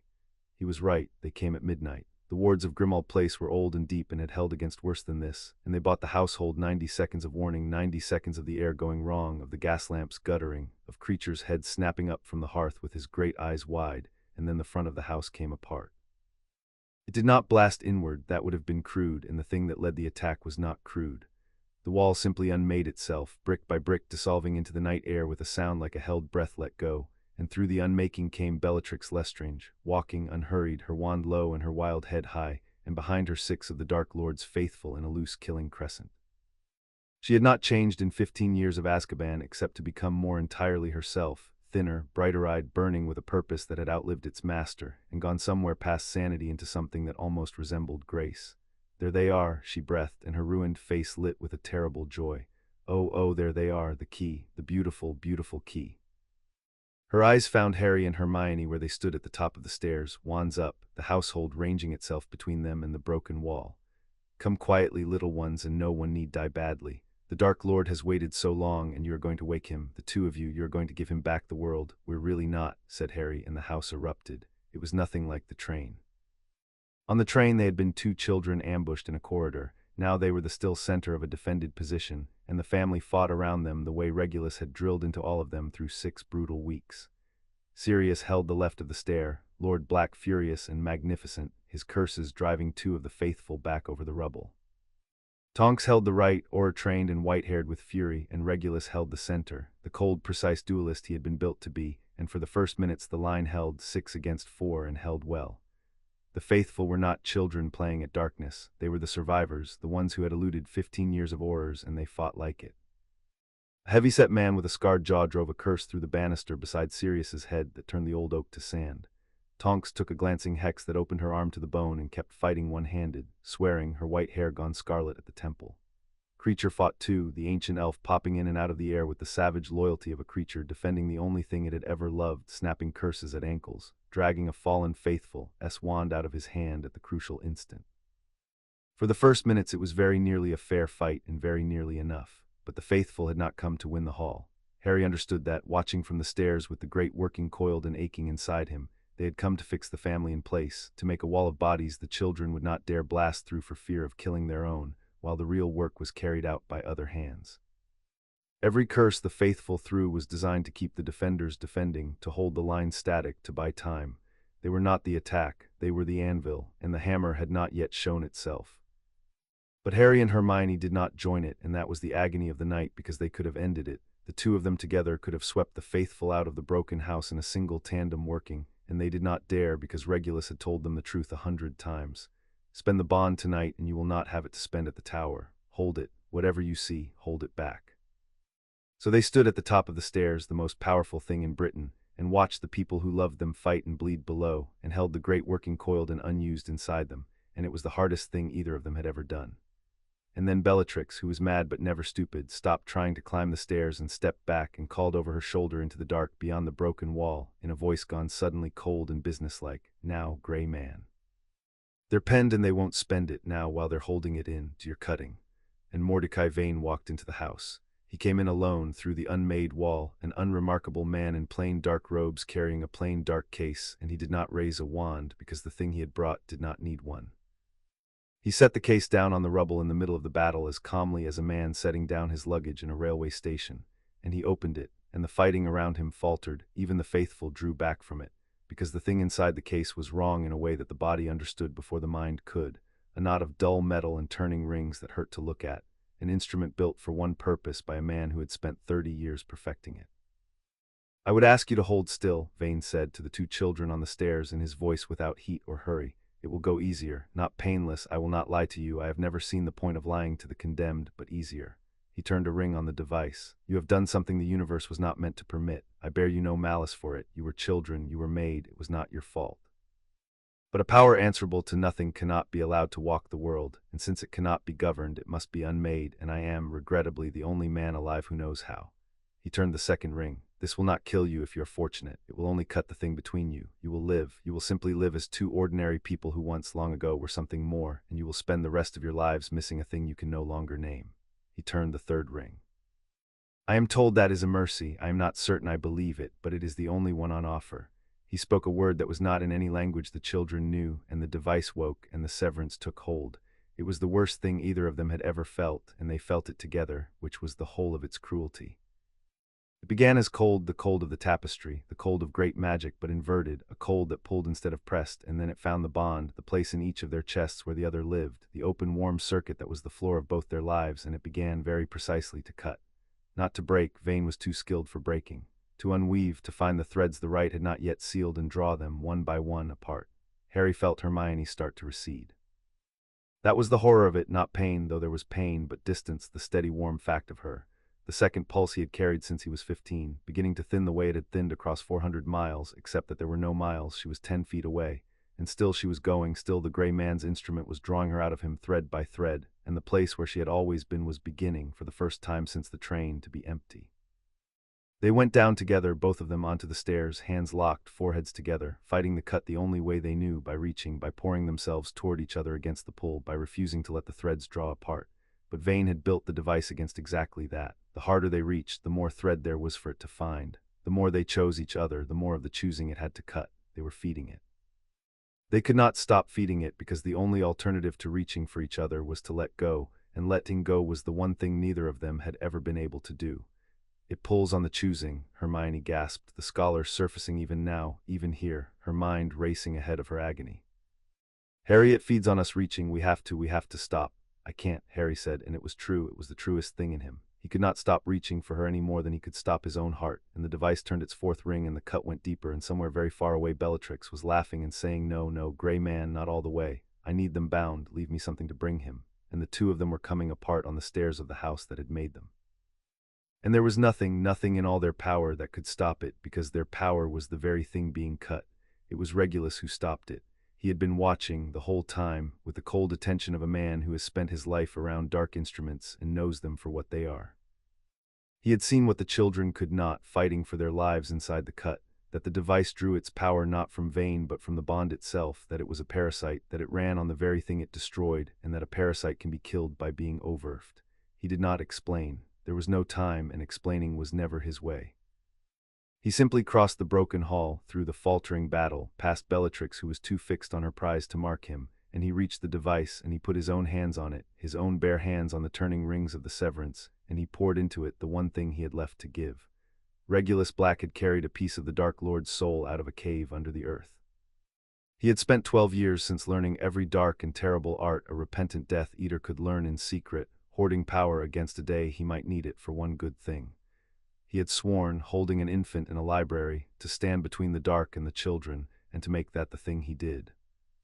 And now, with his bare hands on the instrument that was cutting them apart, he made it. He forced his whole hoarded life into the severance, overfed it, gave it so much to cut that it could not cut fast enough, flooded the parasite until it choked. The device shrieked, a sound none of them ever forgot, and the rings seized and the cut stopped. Just stopped mid-unweaving, the pull collapsing all at once, and Harry felt Hermione come rushing back into the place that had been emptying, the threads snapping back toward each other, the bond wounded and frayed and bleeding, but there, still there, not cut, not gone. But the device choking did the only thing a parasite can do when it is force-fed past its limit. It turned on the hand that fed it. Regulus, Sirius's voice raw from across the hall. It took him the way the train curse had taken Harry, except that there was no Hermione to pour her life into Regulus, no bond to catch him, only an old repentant Death Eater holding a dying instrument that had decided, in its last moment, to take someone with it. The severance reversed up his arms and into him, and Regulus Black, who had gone into the dark once to do one good thing and crawled out unsure he had earned his life, did the second good thing of his ruined existence, and this time there was no question at all whether he had earned it. He looked up as it took him. His gray eyes found the two children on the stairs, alive, whole, still one. And whatever the severance was doing to him, he smiled, a real smile, the smile they had waited their whole childhoods to earn from him. There, Regulus said, that's the thing I did. And then the device went dark, and so did he, and Regulus Black slid down to sit against the wall of his family's house with his hands still on the dead instrument, and did not get up. The battle ended in the silence after. Bellatrix screamed rage, this time pure and animal, her great working ruined, her grey ally dead, her prize still bound and whole and beyond her reach, and she might have thrown herself up the stairs and finished it with her own wand, mad enough by then to spend the bond rather than let anyone else have it, except that the death of Regulus had done something to Harry and Hermione that even the severance had not. It had made them angry. They rose off the stairs together. The bond was wounded, frayed, aching, a long ragged tear through the middle of it where the device had cut before it choked, but a wounded bond is still a bond, and the two of them stood up in the wreck of their house with their dead uncle against the wall and the woman who had brought his killer into their home laughing in the ruins, and they stopped holding the great working back. They had been told to save it for the tower. They saved nothing. What they spent on Bellatrix Lestrange and her 6 faithful in the ruined hall of Grimmauld Place was not the full bond. The full bond was wounded and would not come, but it was enough. It was a tandem working of grief and fury that swept the broken house like a wave, and the faithful went down or fled, and Bellatrix herself was lifted off her feet and flung back through the unmade wall into the London night, tumbling, screaming. Alive only because the wounded bond did not have the strength to finish her. She picked herself up in the street in the rain among the rubble, and she looked at the two of them standing in the broken doorway, wounded, grieving, terrible, and for the first time in 15 years something that was almost fear crossed Bellatrix Lestrange's ruined face. Then it passed, and the madness closed back over it, and she laughed once more, wild and certain. "Midsummer," she called, backing away into the dark. "You're hurt now, little ones. I felt it. The grey man cut you, and you'll not heal that before the conjunction. Oh no, you'll come to the tower bleeding, and I'll be waiting, and what the grey man started, I'll finish my own way, bound and broken and brought to my lord at last." She blew them a kiss with a bloody hand. 2 nights, don't be late. And she was gone into the rain, and the long night was over, and the cost of it sat against the wall with its hands on a dead machine. The house, when the noise stopped, was a ruin, and the silence in it was worse than the battle had been. They moved through the wreckage, doing the small, urgent things that grief postpones itself for. Tonks sat against an intact stretch of wall while Hermione closed the wound in her arm. The bond's borrowed skill steadier than a frightened girl's hands had any right to be, and swore softly and steadily the whole time, which was, they all understood, how Tonks wept. Sirius went from room to room with his wand out, checking the broken wards, the lord of the house counting his dead and his living because someone had to, and there was no one left to do it for him. The faithful who had fallen and not fled, they bound, 2 were dead, and Sirius looked at the bodies of men who had come into his home to steal his children and felt nothing he could afford to feel yet, and went on counting. It was Creature who broke, and it broke the rest of them to watch. The ancient elf would not leave the body. He sat beside Regulus with the dead instrument still in the dead hands, and he keened a thin, terrible old sound, older than the house, the sound of a creature that had served the House of Black for 100 years and had loved exactly one member of it without reservation, and had now lost him twice. Master Regulus came back, Creature wept, rocking to no one, to all of them.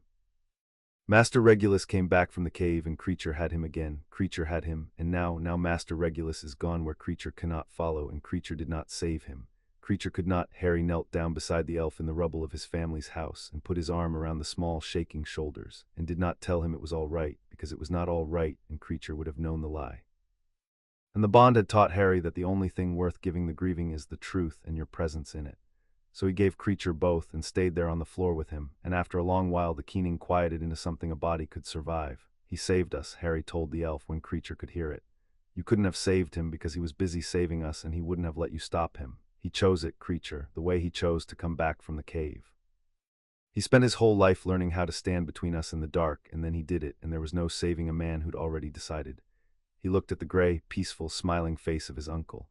"We'll take him home, to the island, we'll put him in the ground where he was born, and we'll make the right he died for and every good thing that comes of it for the rest of our lives. That's his, all of it. You and me will make sure of that, all right." And Creature, who had been given a purpose, which is the one mercy that reaches a grieving servant, nodded and wiped his great eyes, and began with shaking hands to do the last service for the master he had loved.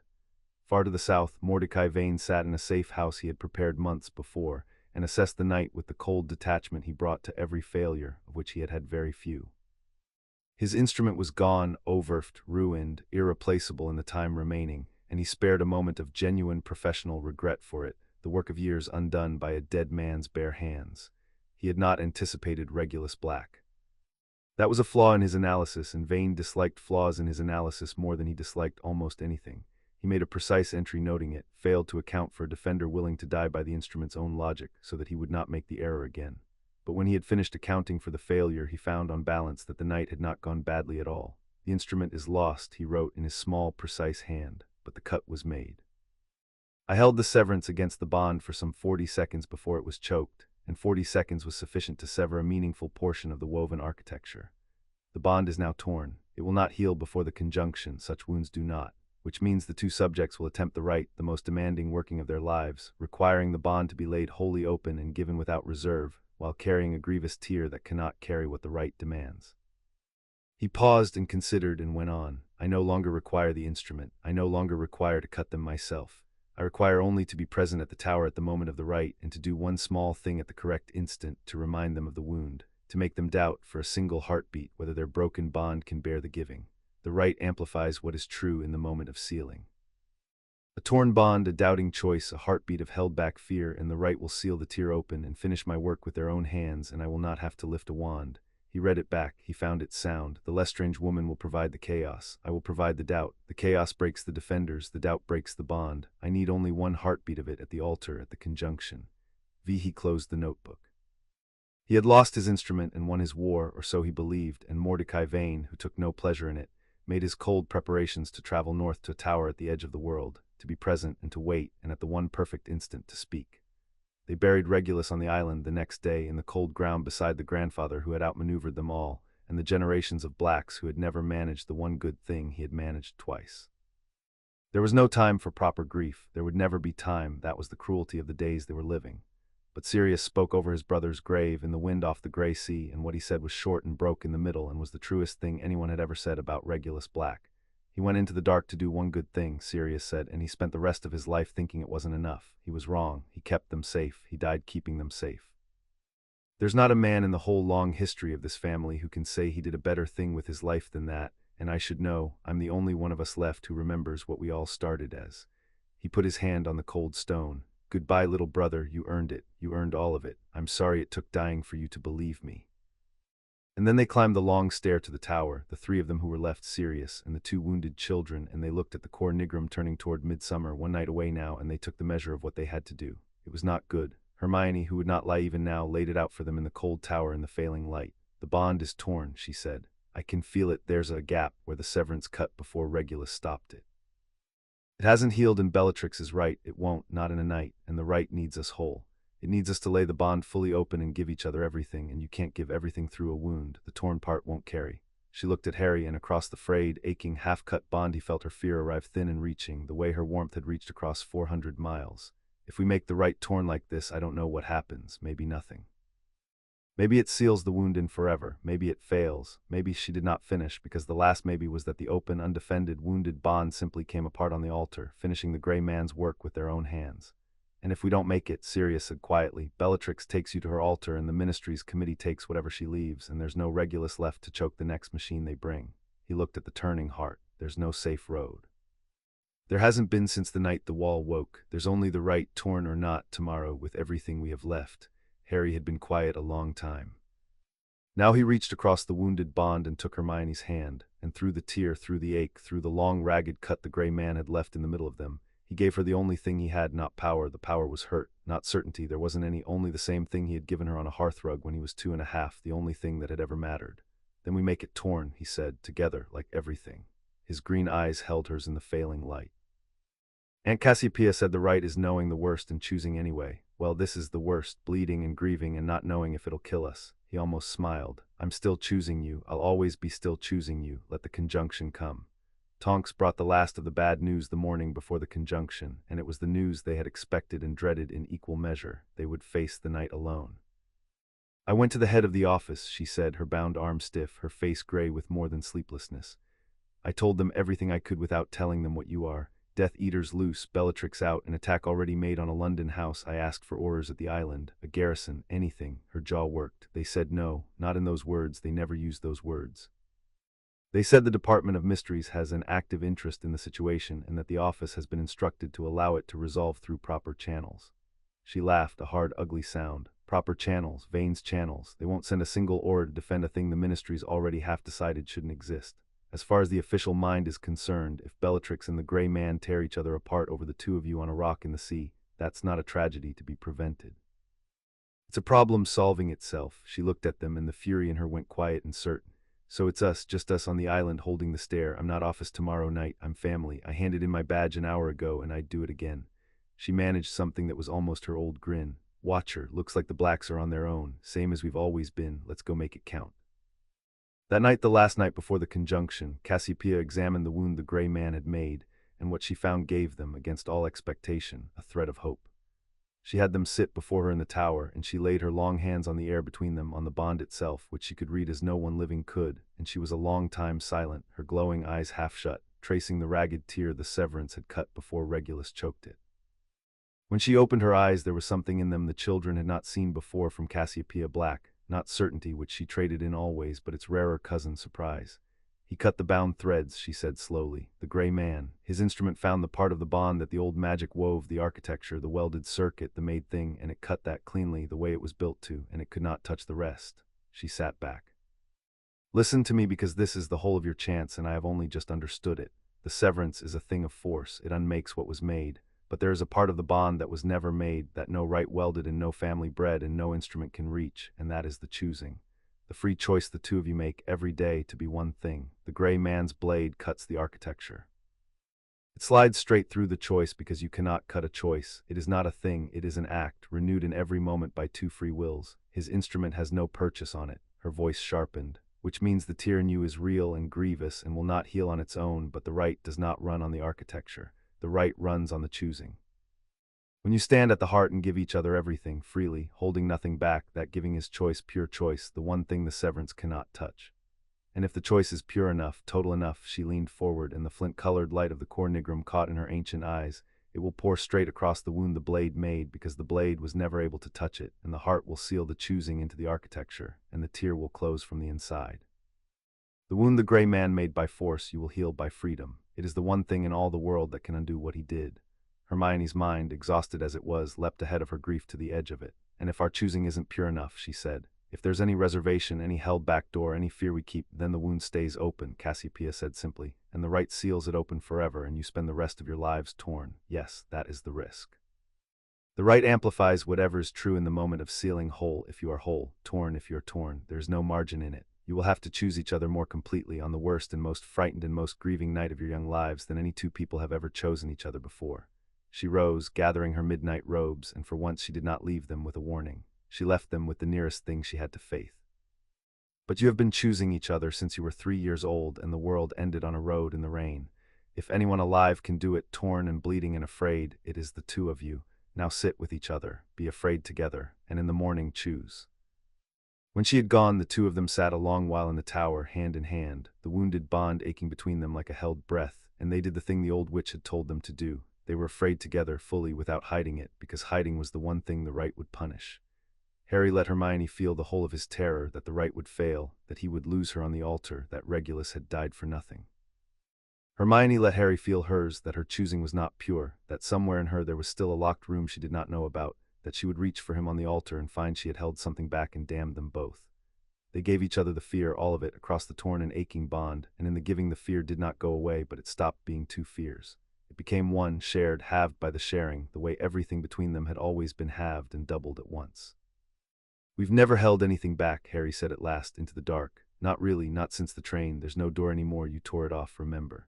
He found her in the failing light. Tomorrow we just do that on purpose, with everyone watching and the tower falling down. We give each other everything the way we always have, except this time we know it might kill us, and we do it anyway. That's the whole right. We've been rehearsing it our whole lives without knowing. He almost smiled. I'm not afraid of choosing you, Hermione. I've never once been afraid of choosing you. I'm only afraid of losing you, and the right isn't about losing, it's about choosing. His forehead found hers. So I'll just do the part I've never been afraid of as hard as I can and let the rest take care of itself. That's not a plan, Hermione said, and her voice was wet and steady at once. That's barely even a strategy. It's the only one we need, said Harry. It always has been.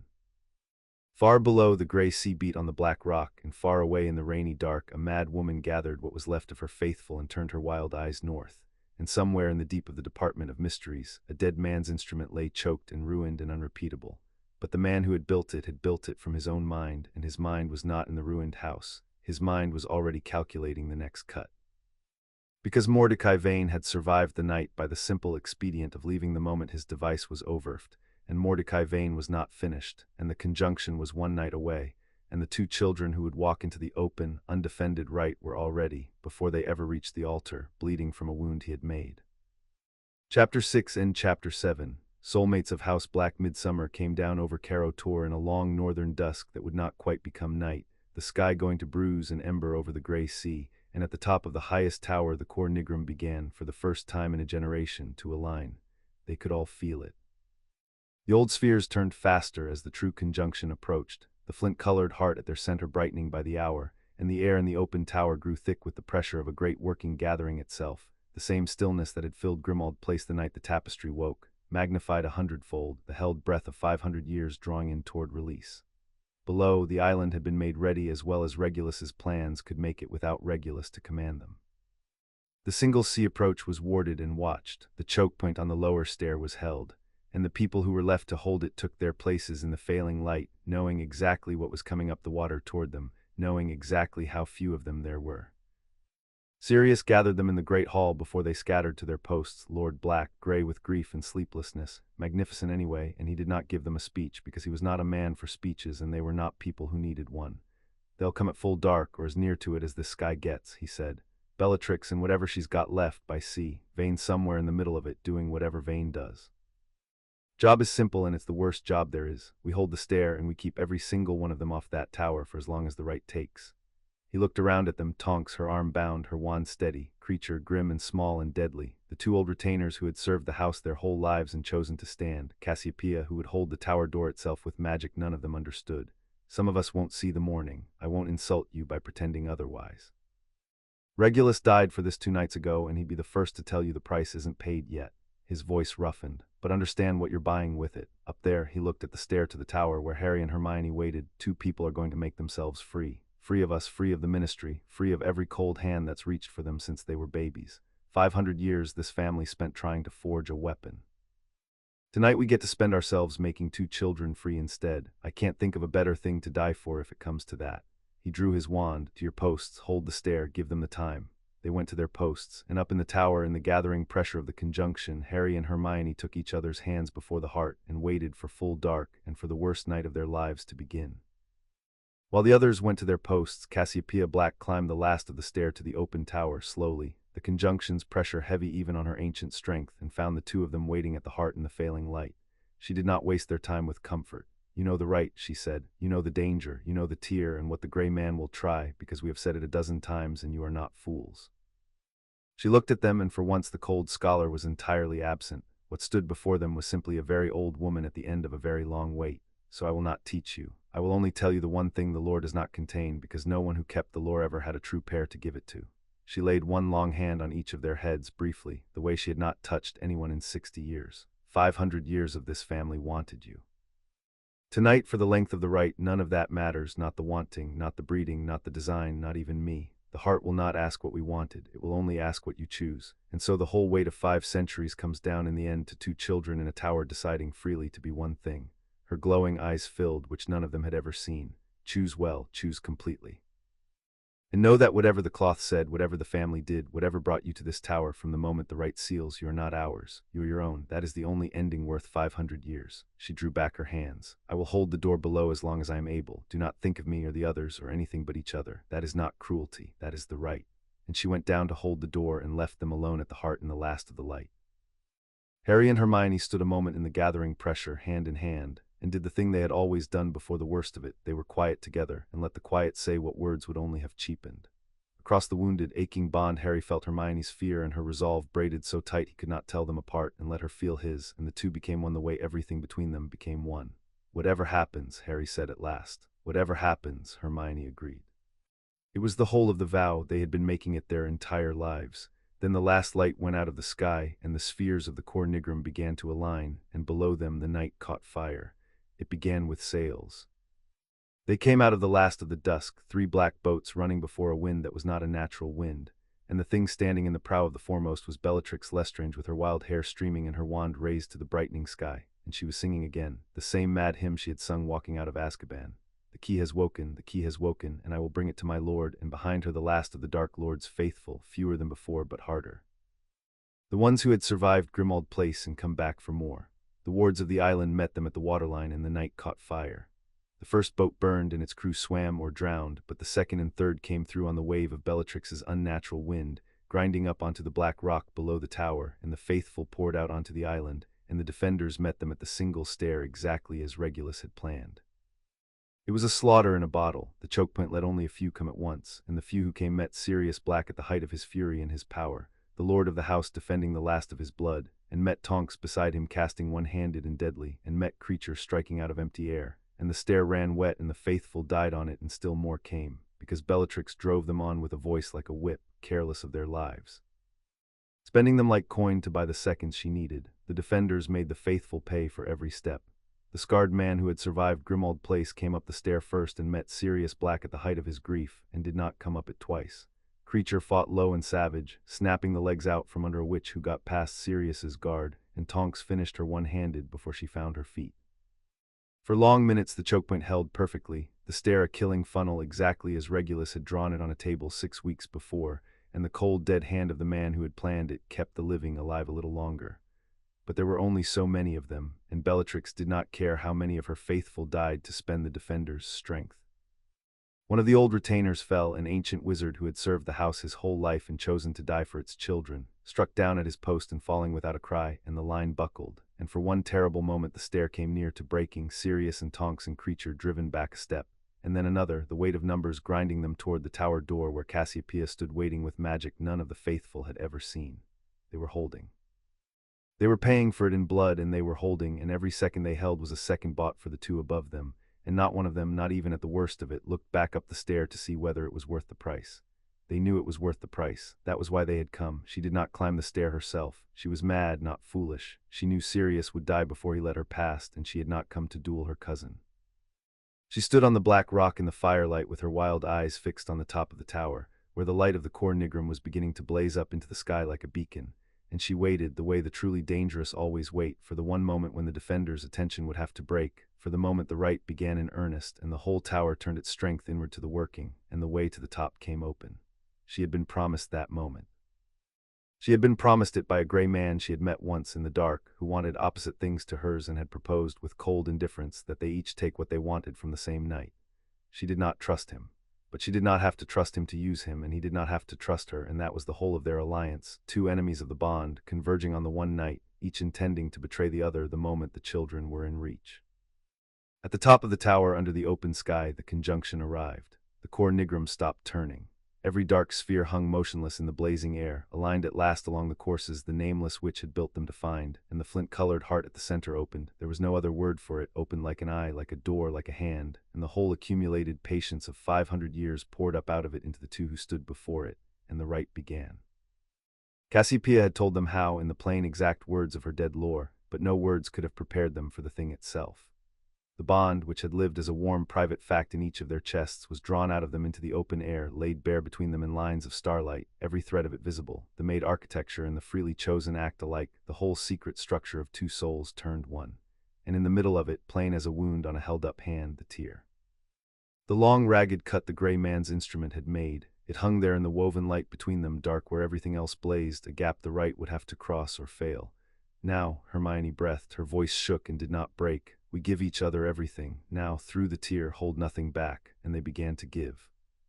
It was unlike anything either of them had done, even the night the bond woke, even the lending across 400 miles, because this was not power flowing one way in extremity. This was the deliberate, total, undefended offering of one whole self to another, freely, with the world watching and the tower below them running with blood and the conjunction blazing overhead. Harry gave Hermione everything, not his magic, his self, the whole of him, the boy in the ruined nursery and the boy on the hearthrug, and the boy who had stepped in front of a curse without a thought, every fear and every certainty and every day of 15 years of choosing her. And Hermione gave Harry the same, all of it, the girl in the rain and the girl who tore the door off its hinges, the locked rooms and the open ones, holding nothing back, nothing, because she had spent the last night making certain there was nothing left in her to hold. The starlight between them blazed brighter. The giving reached the edges of the tear and began, exactly as Cassiopeia had said it would, to pour across it. Free choice which the severance could not touch, flooding the gap that force had made, the wound beginning, thread by thread, to close from the inside, the two of them healing by freedom the thing that had been broken by force. And that was the moment Mordecai Vane had come north to find. He stepped out of the shadow of the tower door, where he had waited unseen through the whole of the battle below, an unremarkable gray man with no instrument and no wand raised, and he did the one small thing he had traveled 400 miles to do, at the one perfect instant, exactly as he had planned. He spoke. "It will not close," said Mordecai Vane in his voice without heat or hurry, pitched precisely to carry into the open, undefended space where the two of them stood pouring out their souls.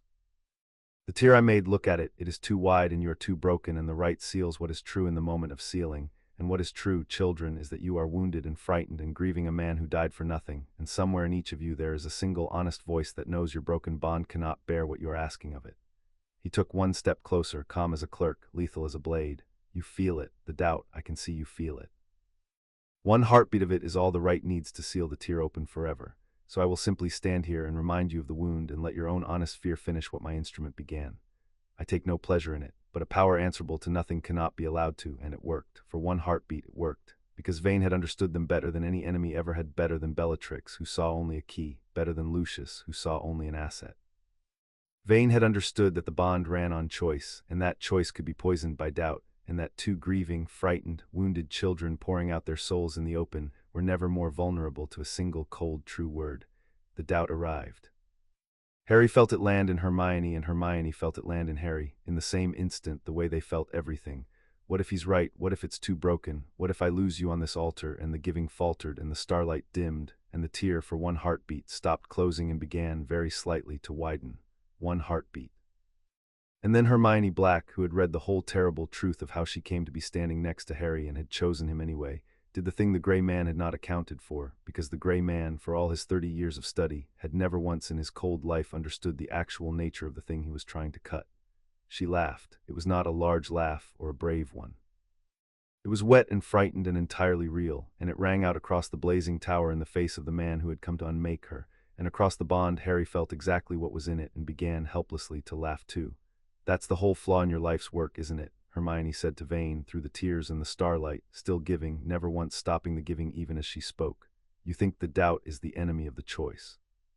You've spent 30 years believing that if you can make us afraid, make us uncertain, make us see the wound, the choosing will fail." She poured more of herself into Harry through the tear around the doubt, and the starlight surged. "But that's not what choosing is. Anyone can choose a sure thing. Choosing means doing it while you're afraid, while you doubt, while you can see exactly how broken it is and exactly how it might cost you everything, and reaching anyway." Her hand tightened in Harry's and her eyes blazed brighter than the conjunction. "You handed me the doubt thinking it would stop me. You don't understand. The doubt is the price of the choice. It's what makes it a choice instead of a certainty. I see the wound. I see exactly how this might kill us. I'm terrified." She turned the full blaze of her free, frightened, total choosing on the boy who had been the floor of her whole life. "And I choose you anyway, Harry Black, wound and all, fear and all, everything, now."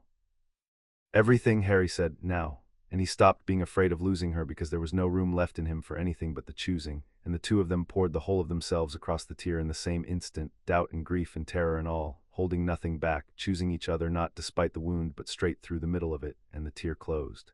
It did not merely heal.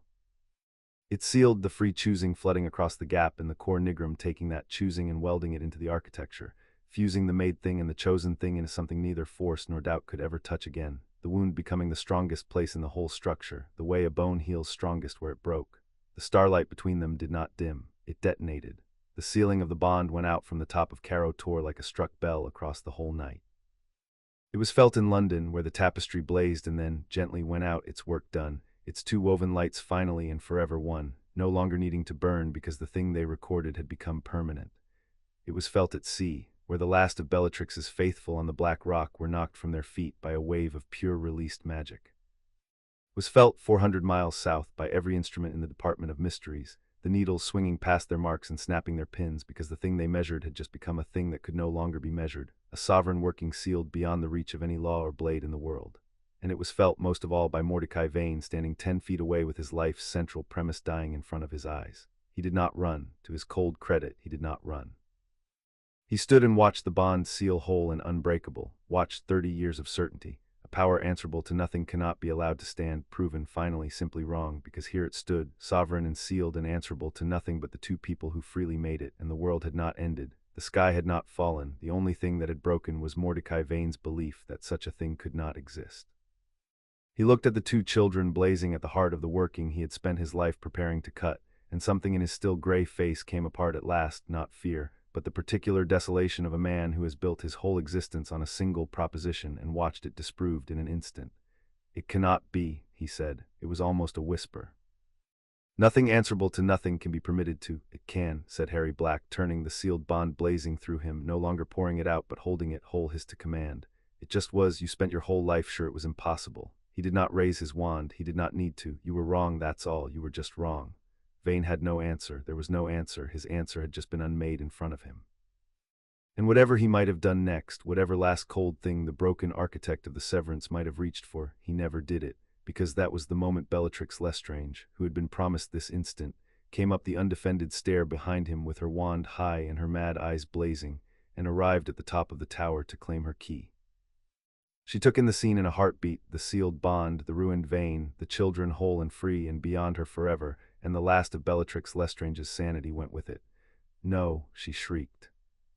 "No, no, it's mine, the key is mine, you were to leave them open." She rounded on Vane, betrayed, incandescent. "You promised me they would be open." And she turned her wand not on the children but on the grey man who had failed her, the killing curse already on her lips, and Mordecai Vane, who took no pleasure in anything, met his end at the hands of the ally he had never trusted, struck down by his own broken plan in the green flash of a madwoman's rage.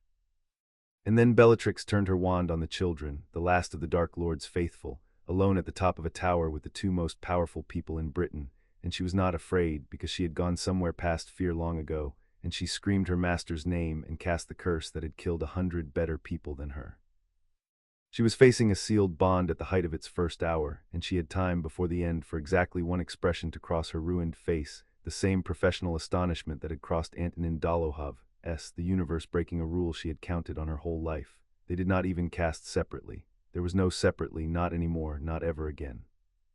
Harry and Hermione raised their wands as one hand and met Bellatrix Lestrange's curse with a single tandem working of the whole sealed bond, and her killing curse broke against it like a wave on a cliff, and the working rolled on through and over her, and Bellatrix Black, last of the faithful, mad to the end and certain to the end and wrong to the end, was swept from the top of the tower into the night and the sea and the dark.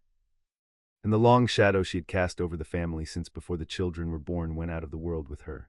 The tower was quiet, the conjunction blazed overhead, and the two of them stood at the heart of it, whole, sealed, free, soulmates of the House of Black at last, and for the first time in their lives, belonging to no one in all the world but each other. For a moment, at the top of the tower, there was only the two of them.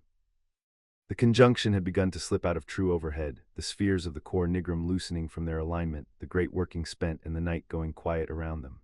Below, the last sounds of the battle were dying, the surviving faithful, their lady gone into the sea, breaking and fleeing into the dark with no master left to drive them.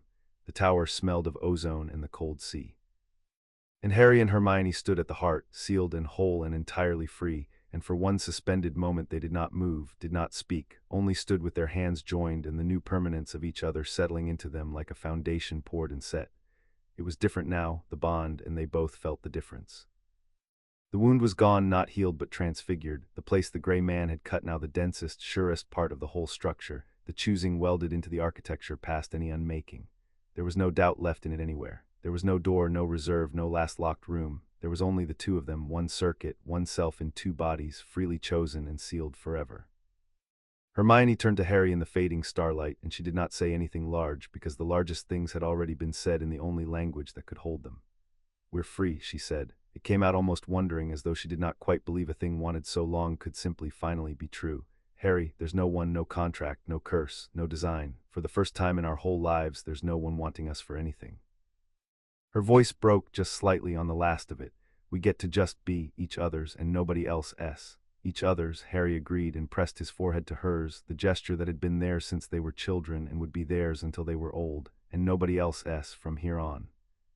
And the two of them stood a while longer at the heart of the house their family had spent 500 years building toward this single morning, and let themselves, for the first time, simply be what they had chosen to be, not the working, not the miracle, not the weapon or the key or the instrument, but two people in love and free, and alive to see the dawn. They came up the stair in the gray northern dawn, the ones who had lived to see it, and found the two of them sitting together at the foot of the core nigrum, exhausted and luminous and entirely unhurt, watching the spheres turn slow again in the lightning sky. The cost had been real. The two old retainers had fallen on the stair. Tonks would carry the arm stiff for the rest of her life. But Sirius lived, gray and grieving and alive, and Creature lived, and Cassiopeia lived, having held the tower door against three of the faithful with magic that left her older than ever and grimly satisfied and Regulus, who had bought them this dawn with his life 2 nights before, lay in the cold ground of the island that had made him, and the right he had died for was made, and every good thing that would come of it for the rest of 2 long lives was his. Exactly as Harry had promised the weeping elf in the ruins of a London house. Sirius crossed the tower and crouched in front of the two of them and looked at them for a long moment, the children he had picked up out of 2 separate ruins, the children he had spent 15 years filling a cage with so much love that they grew strong enough to break it, and he could not speak. He did not have to. They felt the whole of it across the bond and let him feel that they felt it, and he gathered them both into his arms one more time in the dawn in the tower, harder than he meant to, the way he had held on in a garden when they were 6, and this time it was not fear in it, it was pride. It was the particular breaking pride of a man who has watched the people he loves become, against every cold design arrayed against them, exactly and only themselves. "You did it," he said when he could. "You're free. There's not a contract or a curse or a committee in the world that can touch you now. You belong to nobody." His voice cracked. "James and Lily would," he stopped and laughed, wet and ragged. "God, they'd be insufferable, they'd be so happy, they'd never let any of us hear the end of it." He pressed his forehead to theirs, the gesture they had made their own, that he had learned from them. "Well done, oh well done, both of you. Now come down out of this tower and let's go home and grieve our dead and start the rest of your lives." The world took some weeks to understand what had happened on Caro Tor, and rather longer to decide how to feel about it. The Department of Mysteries understood first and said nothing, because there was nothing it could say. Mordecai Vane had died in the field on an operation no one had authorized, pursuing a working the severance, whose very research had been outlawed for 3 centuries, and when the Aurors quietly recovered his notebooks from his safe house, the department's appetite for the matter evaporated entirely. A man who builds an illegal instrument to cut a thing the law cannot reach, and dies at the hands of the Death Eater he allied himself with to do it, is not a martyr any ministry wishes to claim. Vane's file was sealed, his department disavowed him, and the great cold question he had given his life to, whether a power answerable to nothing could be permitted to stand, was answered in the end not by an argument but by a fact. It stood, and the world did not end, and after a while people stopped expecting it to. Lucius Malfoy's committee dissolved itself within the month. There was no graceful way to keep it open. Its entire purpose had been to govern a bond, and the bond had placed itself permanently and provably beyond all governance. A sealed conjunctio could not be split by any contract, could not be cut by any curse, could not be made the property of any house. There was simply nothing left to administer.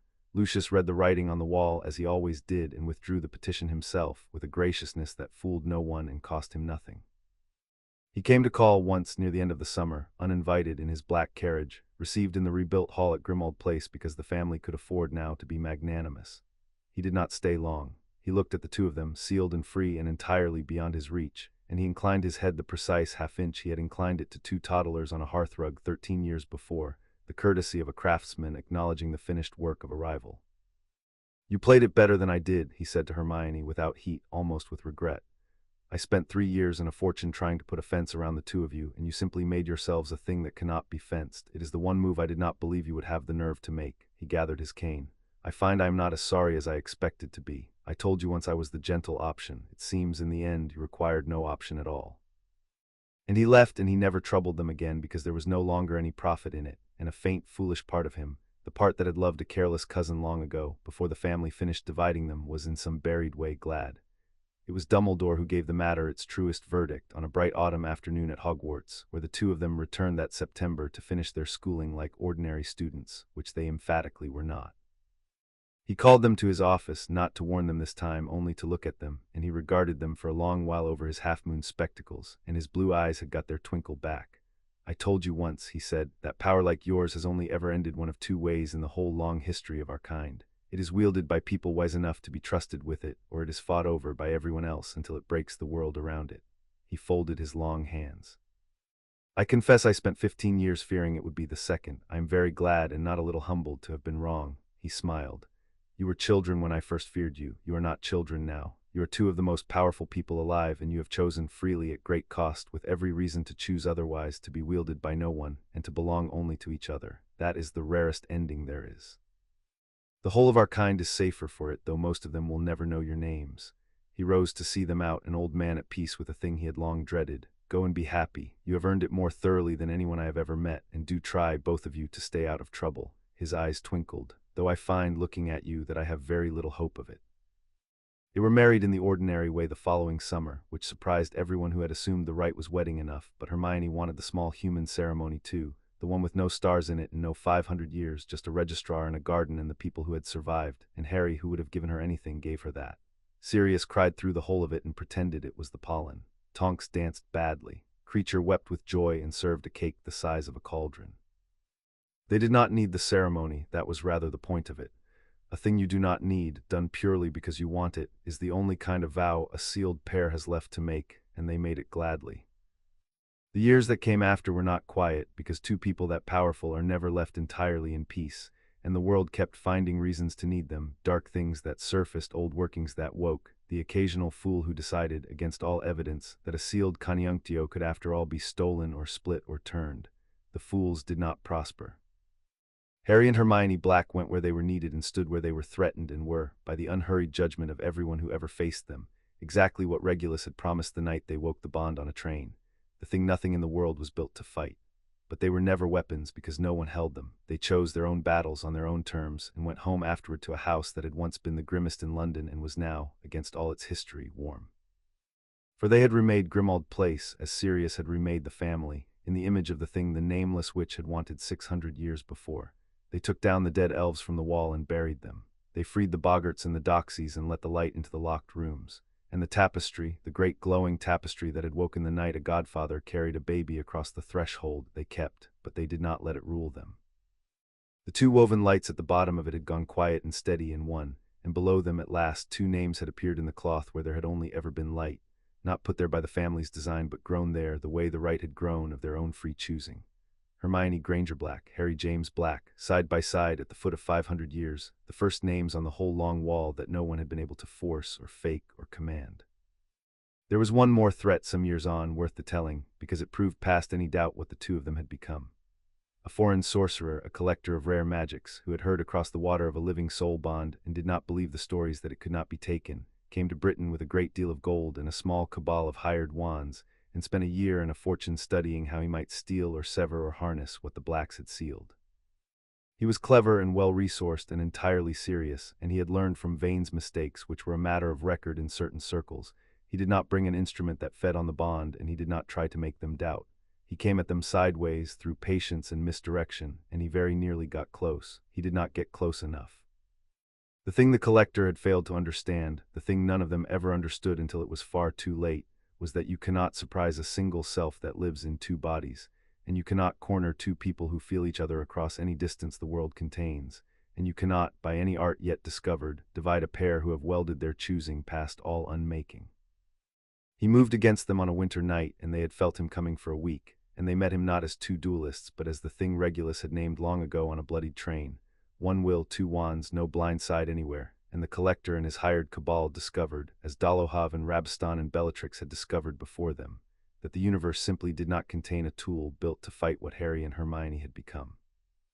He left Britain with rather less gold and a great deal more wisdom, and he told the story ever after as a warning rather than a temptation. Do not reach for the black pair. There is nothing there to take. They are not a treasure. They are a wall, and the wall does not fall. Sirius grew old well, which surprised everyone, himself most of all. He had spent his youth certain he would die young and reckless, and instead he lived to be a grey and laughing lord of a remade house, the disreputable godfather who had won the longest quiet war in the family's history by the simple, stubborn, revolutionary act of loving two children more than he feared a design. He saw them safe, he saw them free, he saw the names appear in the cloth. And when at last he went, full of years and entirely without regret, the two of them stood at his grave on the island beside Regulus and Arcturus and wept for the man who had picked them both up out of two separate ruins. And then they went home and did the thing that honored him most, which was to be happy, and to belong to no one, and to keep choosing each other every ordinary day for the rest of their long and formidable lives. Cassiopeia lived to see it and read the two names in the cloth, and pronounced over them the only benediction the House of Black had ever truly earned, the dead witch's words come round at last to mean what she had meant. It is not a chain, the old woman said, and closed her glowing eyes content and did not open them again, and died a few nights later in the tapestry room with the wall she had watched for 60 years finally, gently at peace. Hermione looked back once before they went at the Cor Nigrum turning slow and spent in the dawn, its great work finally done after 500 years, the flint-colored heart at its center gone quiet and warm. She thought of the nameless witch who had built it, the one the family had burned off the cloth out of jealousy, and of the words Cassiopeia had given them in the firelight 2 nights before. Let it never be a chain.